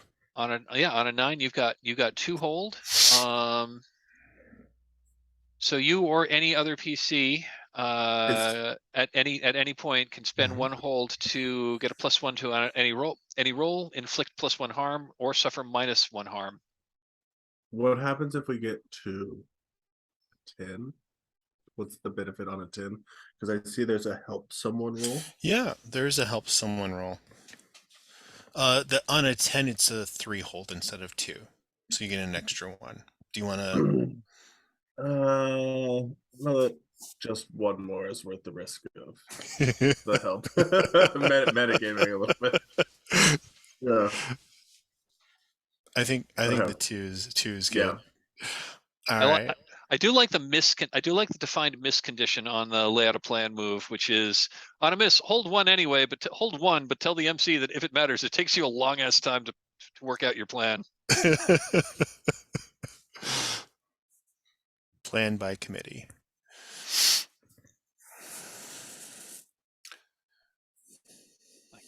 Where's the recon report? Stuck in accounting. Okay. So, so what's this look like? Do you want us to do each stage, the sneaking Yeah, in? why don't we? Yeah, so I think Jessica was really interested in that component, and then I think Kite is interested in the distraction part, and I think Raven is just going to be support for whoever seems to need it at the time. But I think by default we'll probably try to follow Jessica and to just make sure Jessica doesn't die. So I think we said step 1 was going to be how do we get close? Mm-hmm. So I think you said you were going to do a distraction. Yeah. Well, I think there's so the distraction part for is to the guards. get past the guards. Was to get past the guards. Thank you. Yeah. So Jessica, I think, was doing like a sneak move. The insertion. Yeah. Yeah. Well, there's the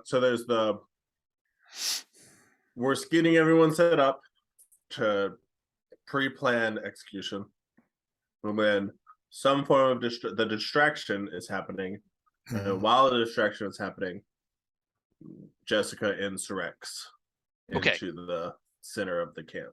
Got it. Okay, cool. In the confusion. Okay, so I guess the distraction is going to be what like kicks this whole thing off. So Kite, did you say you were going to be leading that? Yeah, I can do all sorts of distraction stuff. Okay. So how is this going to work? Give us a scene. So I think so. First is reading the situation that's down there. I think going down with a couple of the Orchid-Eaters and just kind of seeing what the area looks like before jumping in and blowing stuff up. It's kind Okay, of like a recon around the edge there. Okay, so yeah. okay, yeah, you can absolutely. So doing some recon. So yeah, go ahead and this is definitely a charged situation. Yeah. So go ahead and read us. Go ahead and read the sitch. That's going to be roll plus sharp. It's gonna be a 8, 9. It's gonna be a 9. So, 9. Okay. Yeah. So on a 7 to 9, you may ask one from the list. Yeah, and that's gonna be I guess who or what represents the best opportunity for me to cause a distraction. What's the best way to cause a distraction? It looks like there's a group of these androids with some drone cover that are clustered around this kind of like one particularly little large tree. They seem to be, again, like sinking, like drilling holes into this tree, sinking pipes. One seems to be like perhaps like injecting something into the tree. But yeah, there's a cluster of like 4 or 5 of them with like a few drones above. So you think that let's just say that if you're going to kick the hornet's nest, that would be the one that would disturb the most hornets. So I think probably the smartest way to go about this is to have some of the Orchid-Eaters kind of fan out around them and take a position in a tree somewhere with the sniper rifle, and I start picking them off while they make noises from other directions, so they're not sure where the shots are coming from. Oh, okay. So they make a lot of noise. They start pelting them with arrows, and Yeah. you start shooting them with your sniper rifle. Okay, Yeah. I love it. That sounds like a battle. Yep.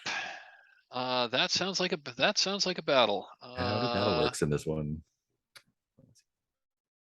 So how does battle work? Do battle. When you do battle with someone, exchange harm, but first roll plus hard. On a 10 plus hold 4. On a 7 to 9 hold 3. On a miss you hold 1. So yeah, you're fighting against PC. That's an NPC. Yeah, I feel like I would take the first shot before they you are started definitely making gonna. noises. Yep, you're gonna take the first shot. So probably like hit one of them and then battle starts. Yep. Yeah, cool. So that's gonna be with hard, right? Which I have 2 in. Sweet. And that's gonna be a 9 again. Be a 9. Unless someone wants to help. Well, you do have you can take that +1 from the. Oh yeah. Take that +1 from the other move. Go for That'll it. bump it to a 10. Okay. Or from the read situation. Yeah, No, from the no, plan, from right? from Raven's playbook move. I can also take a +1 from read a situation. Oh, that's true. Oh, that's true. The answer that you gave me. Oh, so yeah. That's true. Save those. That's true. Forgot about that. Yeah, so that is a 10. I always forget about that in the Read a Sitch. I literally just Discern Realities move. Yeah, it doesn't matter what PBTA. I always forget one forward. I always forget to take the +1 forward when you act on the info. I always forget that. Cool. So I'm holding. So that is a 10. You don't have to burn the other one. Yeah. So you've got okay. So you've got 4 hold against your enemy. And they have 2 on me. And they have 2 on you. Yeah.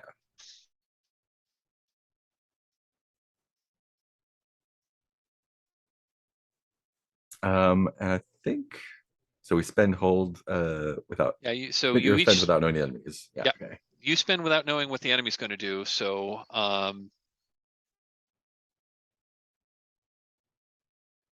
commit to your spends without knowing what your enemies are. So yeah, I think so go ahead and figure out what you're going to do, and they can do 2 of them against you.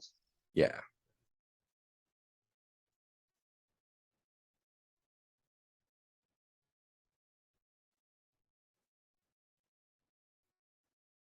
Okay, cool. Pretty easy choice. I'm gonna fight for blood, fight defensively, fight opportunistically, and seize initiative. Good spread. Okay. And the rifle's 3 harm, I think. Yes. Yeah. And high tech. And loud. Okay.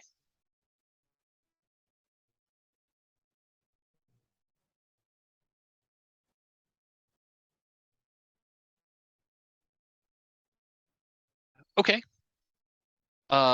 So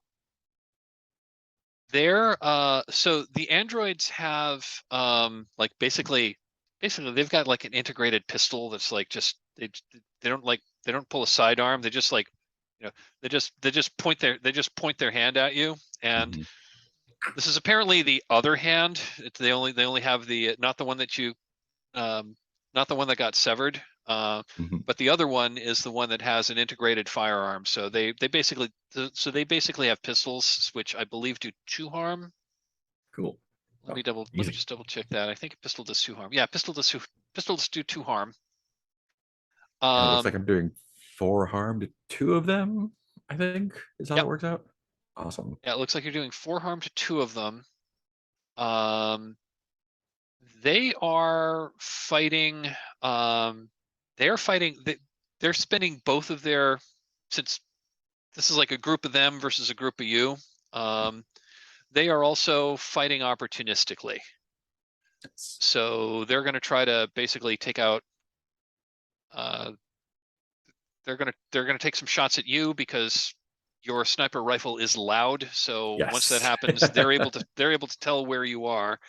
Yeah. But they're also going to try to take out more of the Orchid-Eaters. Awesome. So I'm just and then and they're not spending any on initiative. they're not spending any on initiative. No. Okay, cool. So that lets me take 1 against them into next round if battle continues. Any or all of those. Ask the next question if I need to, or take a quick reaction of any kind. Okay, cool. Good to know. So I'm gonna say that I'm just gonna say that with your sniper rifle, I forgot to set what the harm levels are for these, but I'm thinking 4 harm. I'm thinking 4 harm is gonna take out one of these robots. So I'm gonna say they've Oh, so you the other question I guess would be, what is the range on their weapons? Because I'm going to be doing it from far. oh, you're doing it from far. Yeah. So they may be able to hit me. I'm not sure. Well, I mean, so there were androids. Oh, I yeah. think we also stated that there were like some drones buzzing around too. Yeah, so they might be able to jump up So on I me. think Cool. maybe so again, since we're kind of like abstracting, you know, this ain't D&D. Yeah. We're not doing like round 1, round 2, round 3. Yeah. So I was gonna try to basically do this distraction with a single roll. So I Yeah. think what happens is so you start shooting the you know, the people who actually live here start shooting. You caught the androids. You caught the androids and their allies by surprise. So they basically just start shooting more or less wildly. They do take out a few of the Orchid-Eaters. I'm going to say that in this battle, one of the and you know, there's like a lot of there's like gunfire. There's you know, you know, you take a few shots with your sniper rifle, but because it's loud, they're Yeah. able to get a lock on you, and one of the drones hits you for 2 harm. Cool. So that'll be 1 harm and then -2 for my armor. So Yep. It heals me. Do I roll the harm move? Harm. Oh, how does that work? Yeah. So when I suffer harm, does it? Did any of that get through your armor? Okay, No, well no, then right. you didn't actually suffer harm. Oh, okay, great. I wasn't sure if that counted as 0 harm. I know that's how it works. Easy rules. Yeah. decision. Yeah. Cool. Yeah, I was gonna say your arm, the drone that shot at you was from sufficiently far away that it hit you, but your armor absorbed most of it. But yeah, there's like a battle going on. So this battle is raging on while but you and the Orchid-Eaters have definitely got their attention, and that's where they're focusing. Yeah. So your distraction is working. You've got their attention. So Jessica, you're gonna try to get down to their mothership. Side, yeah. I envision this like one side. This whole thing is going on, and like they're kind of a circle encampment, and now everyone's focused on that side. And so this is what I want to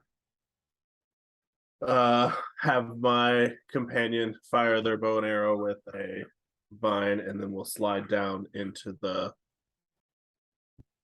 center and try to get into this ship. I would like to do the Rita Sitch. Okay. Before I do that, though. Before you commit, sure. Yeah. Go ahead. What is that? That is roll plus sharp. Yes. Roll with friends.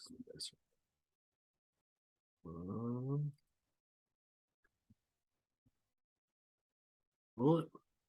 6 + 2 is 8. Okay. So on an 8, you may ask one question from the Rita Sitch list. I also get to ask an extra bonus question afterwards. But yes, Rita Sitch. Okay, hold on. Let me pull up the rule. Rita situation. Who's in control here? What's the best way in it? Well, what's the best way in, out, around, or through? What's the best way in? Best way in. Okay.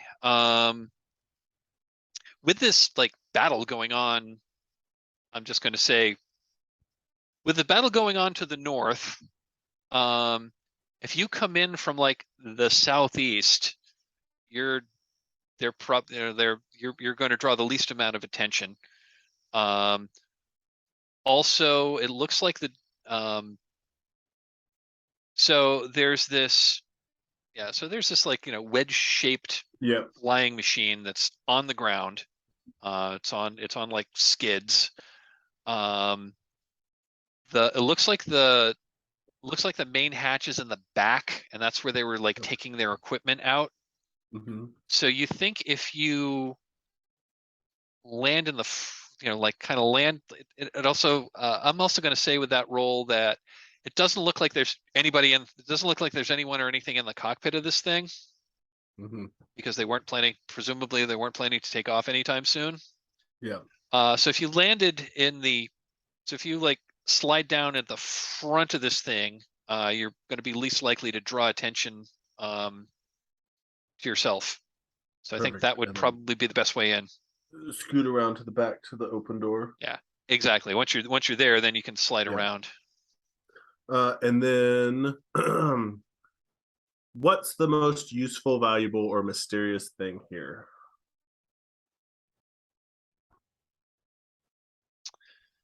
So I did say that they had set up this like metal rig thing, and they've set up some kind of drill that's drilling down into the into the ground. There's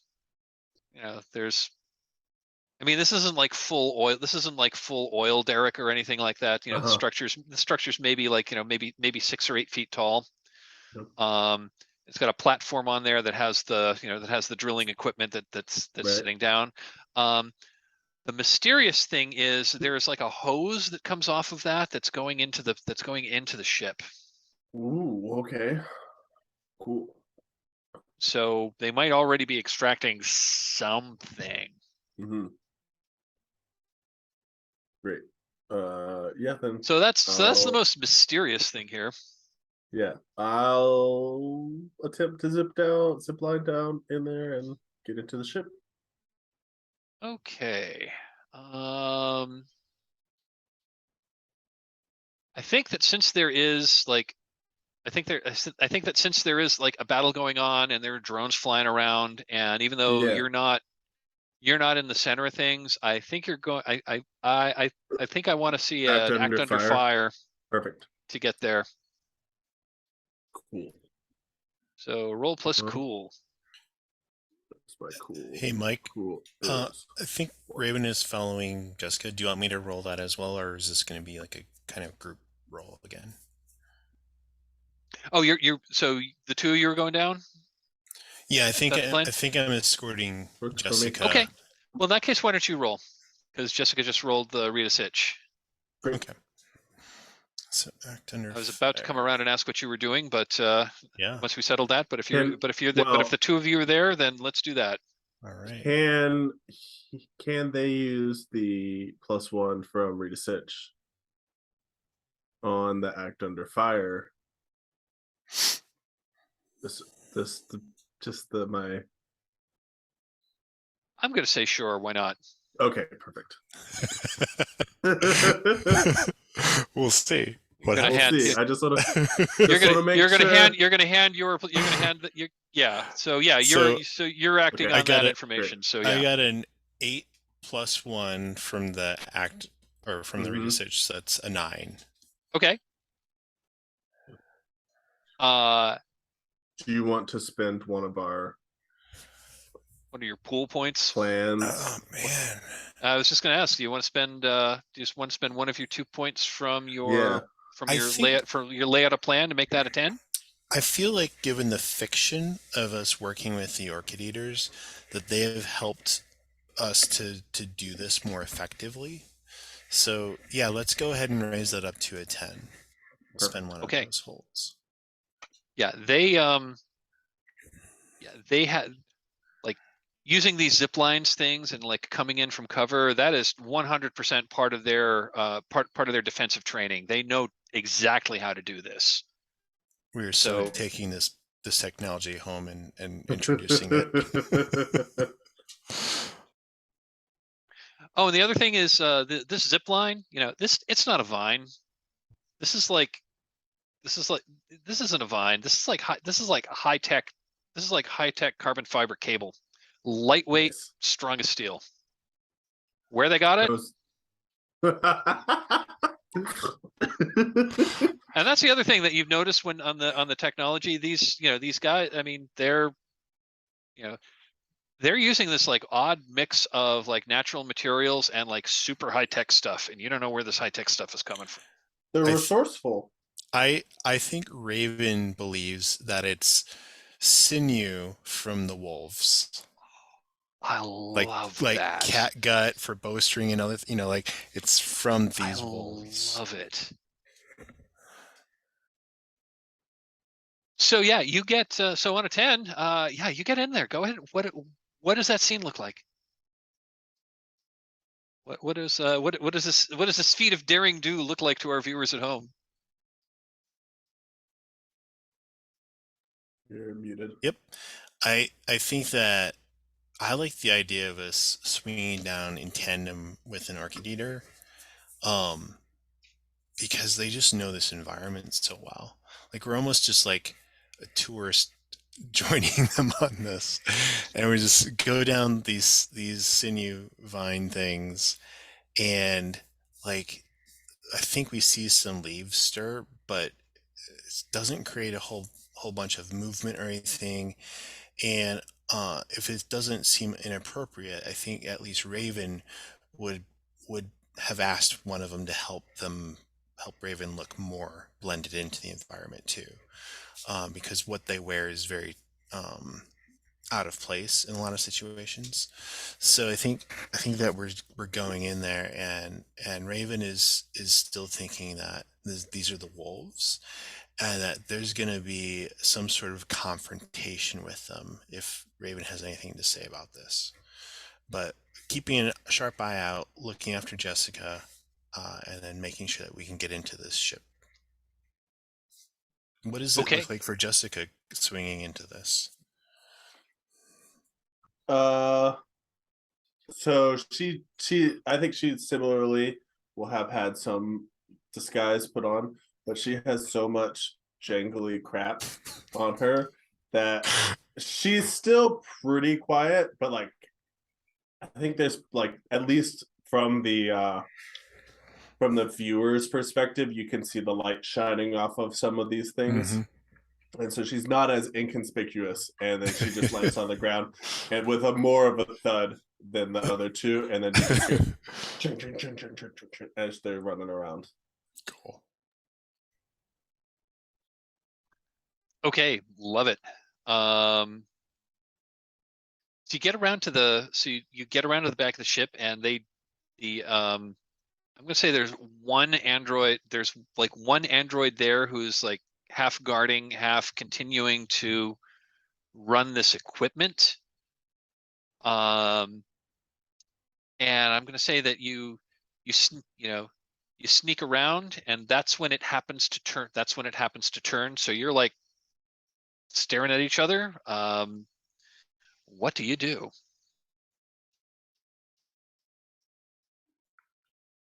I think, Raven, who has the hand? Does Jessica have it? I'd be okay with either of us having Okay. it. Well, I think Raven takes the hand and like almost like a gauntlet challenge.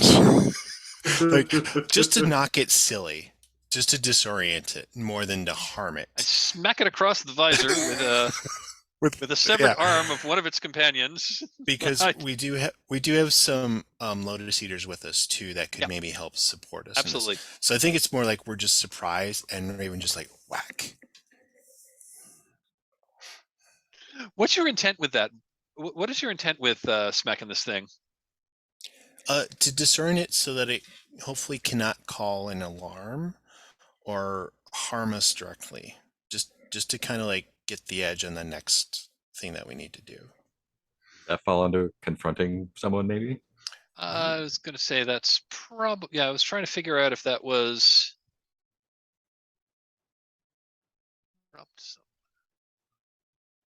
Oh. That's with his. Feels pretty aggro. I'm fine. Yeah, that's I'm fine with going with whatever. Yeah, this is such a lack of planned action here.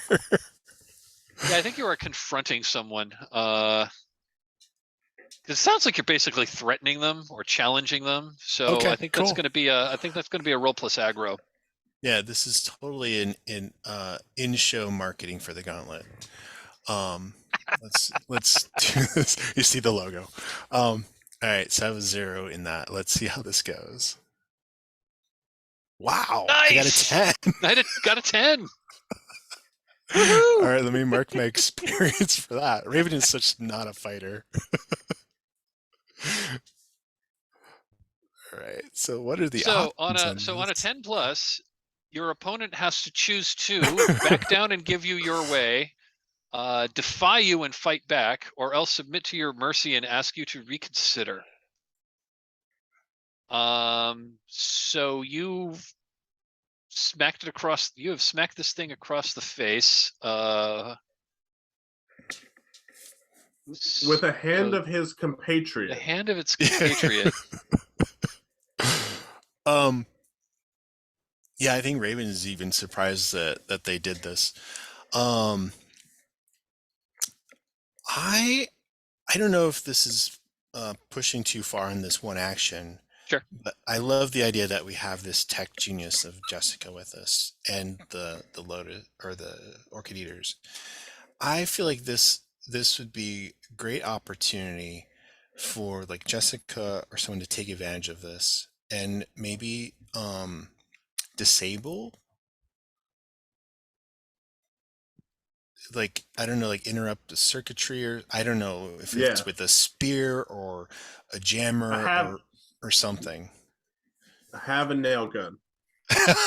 You know how to use it. So I know how to use it. Yeah, so like maybe from us observing these robots or from intel from the Orchid-Eaters, like you kind of have a better sense of where to at least hit them to take them out, not destroy it, but knock it out. I mean, clearly the fact that you have this severed, a severed forearm, they know, like, you presume that, their elbows at least, oh yeah.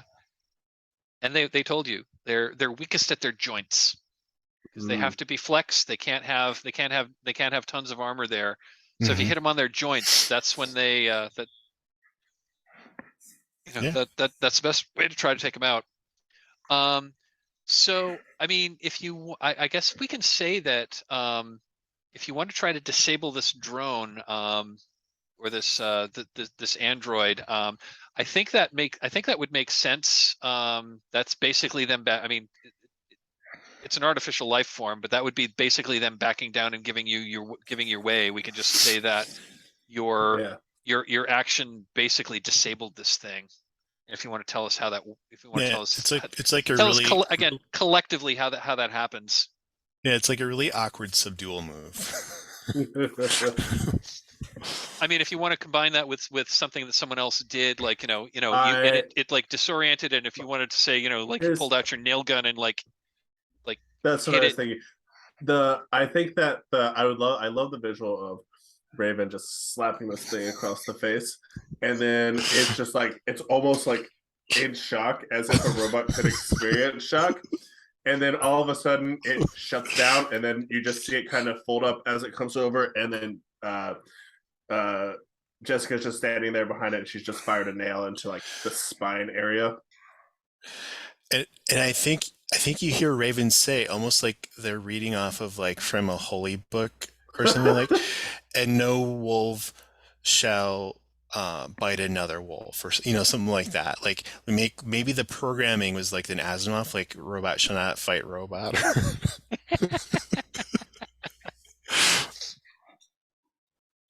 I love it. Okay, that was the one guard that was by that was the one guard that was guarding the back of this ship. And yeah, at this point, now you can see that there is some kind of pump, and this, like, I'm imagining actually what I'm imagining is like an old fashioned like that old fashioned like dryer lint dryer conduit. But that's coming off of that, and maybe not quite that wide. It's maybe 2 inches in diameter, but yeah, this like flexible, semi-flexible, semi-rigid hose, which is going from the top of this pump mechanism into the back of the ship, and it's going into like basically like a 55-gallon drum. But yeah, you go into the ship. There does not appear to be any other androids in the ship itself. And yeah, this is like this pristine, maybe not pristine isn't the right word, but yeah, this is a fully functional high-tech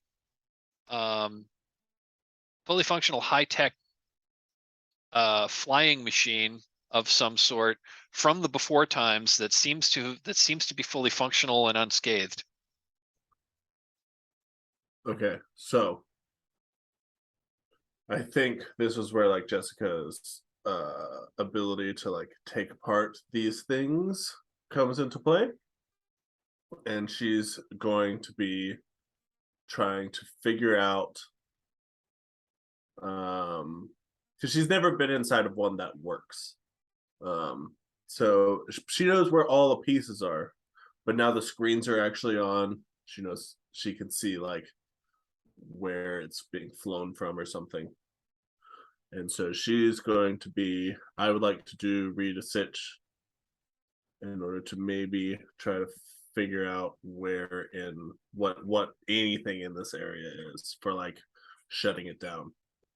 Okay, so your goal here is to basically try to shut down this whole operation? Yeah. Okay. I have a question. Sorry, you go ahead. Is this, are you using the normal one, or are you using your move as, say, the salvage? I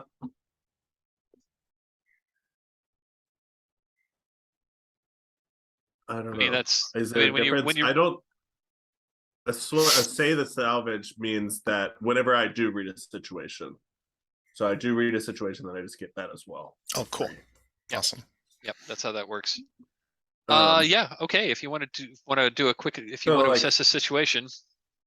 Yeah, it's either to like shut it down, if there's some type of remote control, if there's somehow like a communicator thing, those are the things that I'm looking for. But I'll ask my question in a second. Okay, yeah. So Once I roll. yeah, so go ahead and roll plus sharp. 8 plus 1. You do have Do we have one left? you have We have one one left. left. You have one Yeah. left from the layout of plan. And I'm looking at time. What are This the is lists? this is probably going Yeah. to be honestly, this is probably going to be the last roll of the game. Yeah. So this would be the time to hint. This would be the time to spend it. Let's Smoke 'em if you spend got it. 'em. Let's spend it. We'll get 10. Okay. A 10. So you may ask 3 questions plus your bonus question. Yeah.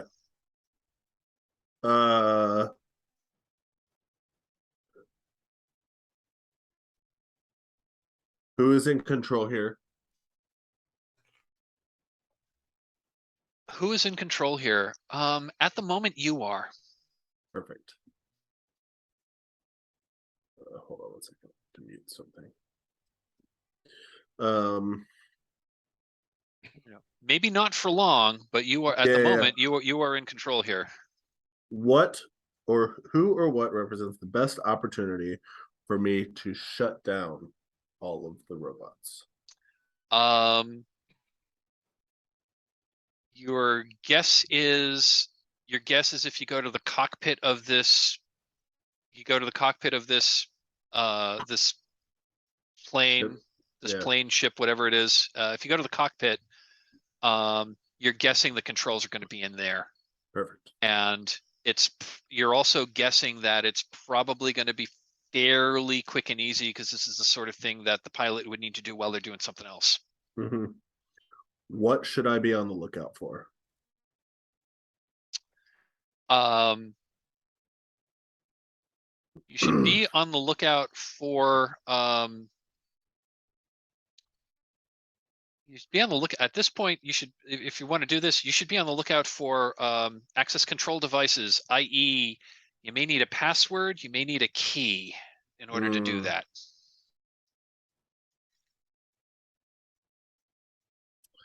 And what's the most useful, valuable, or mysterious thing here?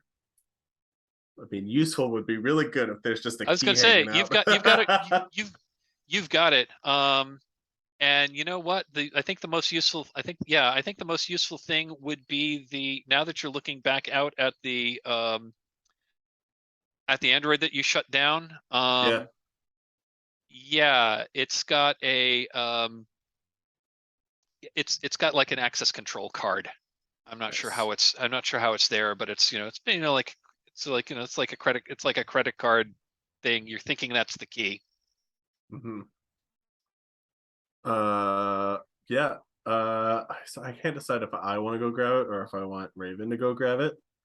I kind of think that building a relationship with Raven, I should tell Raven to go grab it. That's right. I'll point out the Raven, go get that access key and meet me upstairs. And so I'm gonna make my way up to the cockpit. That's right. Ordering me around like an intern. Let's build this relationship. Raven, of course, goes out there and grabs it, and it is going to build a relationship. Yeah. My reference. I'm going to close. If there's a closed door that's easy to do on the way back in, Raven will hit that. You can deterrent, and then get the card to Jessica. Absolutely. Looking at time, so yeah, you get into the cockpit of this ship, and it's really clear that this is a ship that was designed for human operation. It was not designed to be run and controlled by these androids. They've done some minor modifications to it to make it a little easier for them to do it, but since they're humanoid shaped robots, they've been just sitting in the cockpit and manipulating the controls, which makes this thing maybe really useful. So you find the controls to shut everything down. You shut it down. What does that look like? I think that we're out there, and what does Kite look like? What's happening near Kite? I think probably at this point, like drones have been closing in on him, and he's switched from the sniper rifle to the shotgun and maybe even the machete, depending on how close. But I think it's Kite's doing his best to like not necessarily wipe them all out, but to make a lot more noise to Mhm. draw anything in there. So just like having a good time being a big old messy. Got it. I'm going to say that, like, from the perspective of the viewers from home, it's actually looking kind of dicey for you, because there's like, they know where you are, and they've for whatever reason they've sent the drones your way, because Yeah. you've got the longest range weapons. The androids are fighting are like at this point mostly engaged in like hand-to-hand combat with the um with the soldiers from the Orchid-Eaters. So there's like a big melee going over there. There's the occasional gunfire, but mostly they're hand to hand. You've got like six drones that are starting to swarm your position, and several of them have started to shoot at you. You're shooting it back with the shotgun. It's very exciting. This is definitely, scenes from here are definitely going to be in the trailer. And Kite's just having a great time with this. Like, I think And what does shutting it down look like?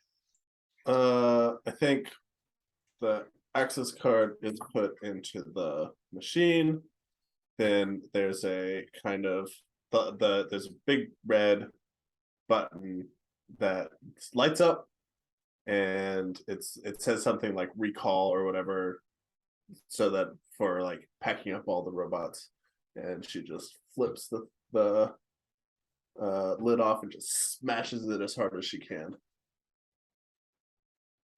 And David, what's the reaction for what is the reaction from outside? What's the reaction with the drones and the androids that were until this point engaged in the battle? so. I think they go lifeless. And there's some whirring of joints and whatnot. I think what Raven sees is they see like the essence or spirit in these bodies, like howl in agony, and they're just sort of like trapped, like they're like ghosts that are anchored to a form that they can't escape from. And so I think Raven just pulls out that like wire cutter thing, getting ready to go effectively take trophies from each one of them. But we don't see that happening. Just kind of get that impression, like Raven's like, yeah, and gives Jessica this look of like, you've done the good work here today. So the androids, they basically just stop, and Yeah. the drones, they don't fall out of the sky, but they withdraw. But the guns fold back up in. They and they just kind of like slowly fly away, and in formation head back to the main ship, and they like land on these little landing pads that are on the roof of the ship, which then retract, and there's a hatch that slides over them. And at that, there is an eruption. There's an eruption of well, for the for your allies, it's a very raucous cheer. But for you, it's like, they raise and they go, huh, huh. And that was their, and that's the and then they just start and then they start using their gesture language with each other, and like pat each other on the back. Like one comes up and gives one comes up to Kite and gives you a big hug. Very, very happy that you have assisted them to defeat their enemies. I think the way we're going to end this though is, yeah, the camera pans back to that 55-gallon drum that had that hose that was coming in, and like as you were shutting everything down, that the hose like gets knocked away and like falls down, and then we just see like there's this like eerie green glow from within the 55 from within the drum that's coming up through the little hole where the hose is attached. And I think that's where we're going to roll credits. Awesome. Well, I really enjoyed this, guys. This is super fun. Yeah. You folks have a couple of more minutes to do a little round of stars and wishes at the end? Okay, awesome. Well, I'm going to stop the recording. I prefer to do those not on camera so that we all feel a little more free to speak our mind. For anyone who is watching, thank you for watching us. This was Apocalypse World Burned Over. Thanks for watching, and watch my other videos. Thanks, folks. Have a good night.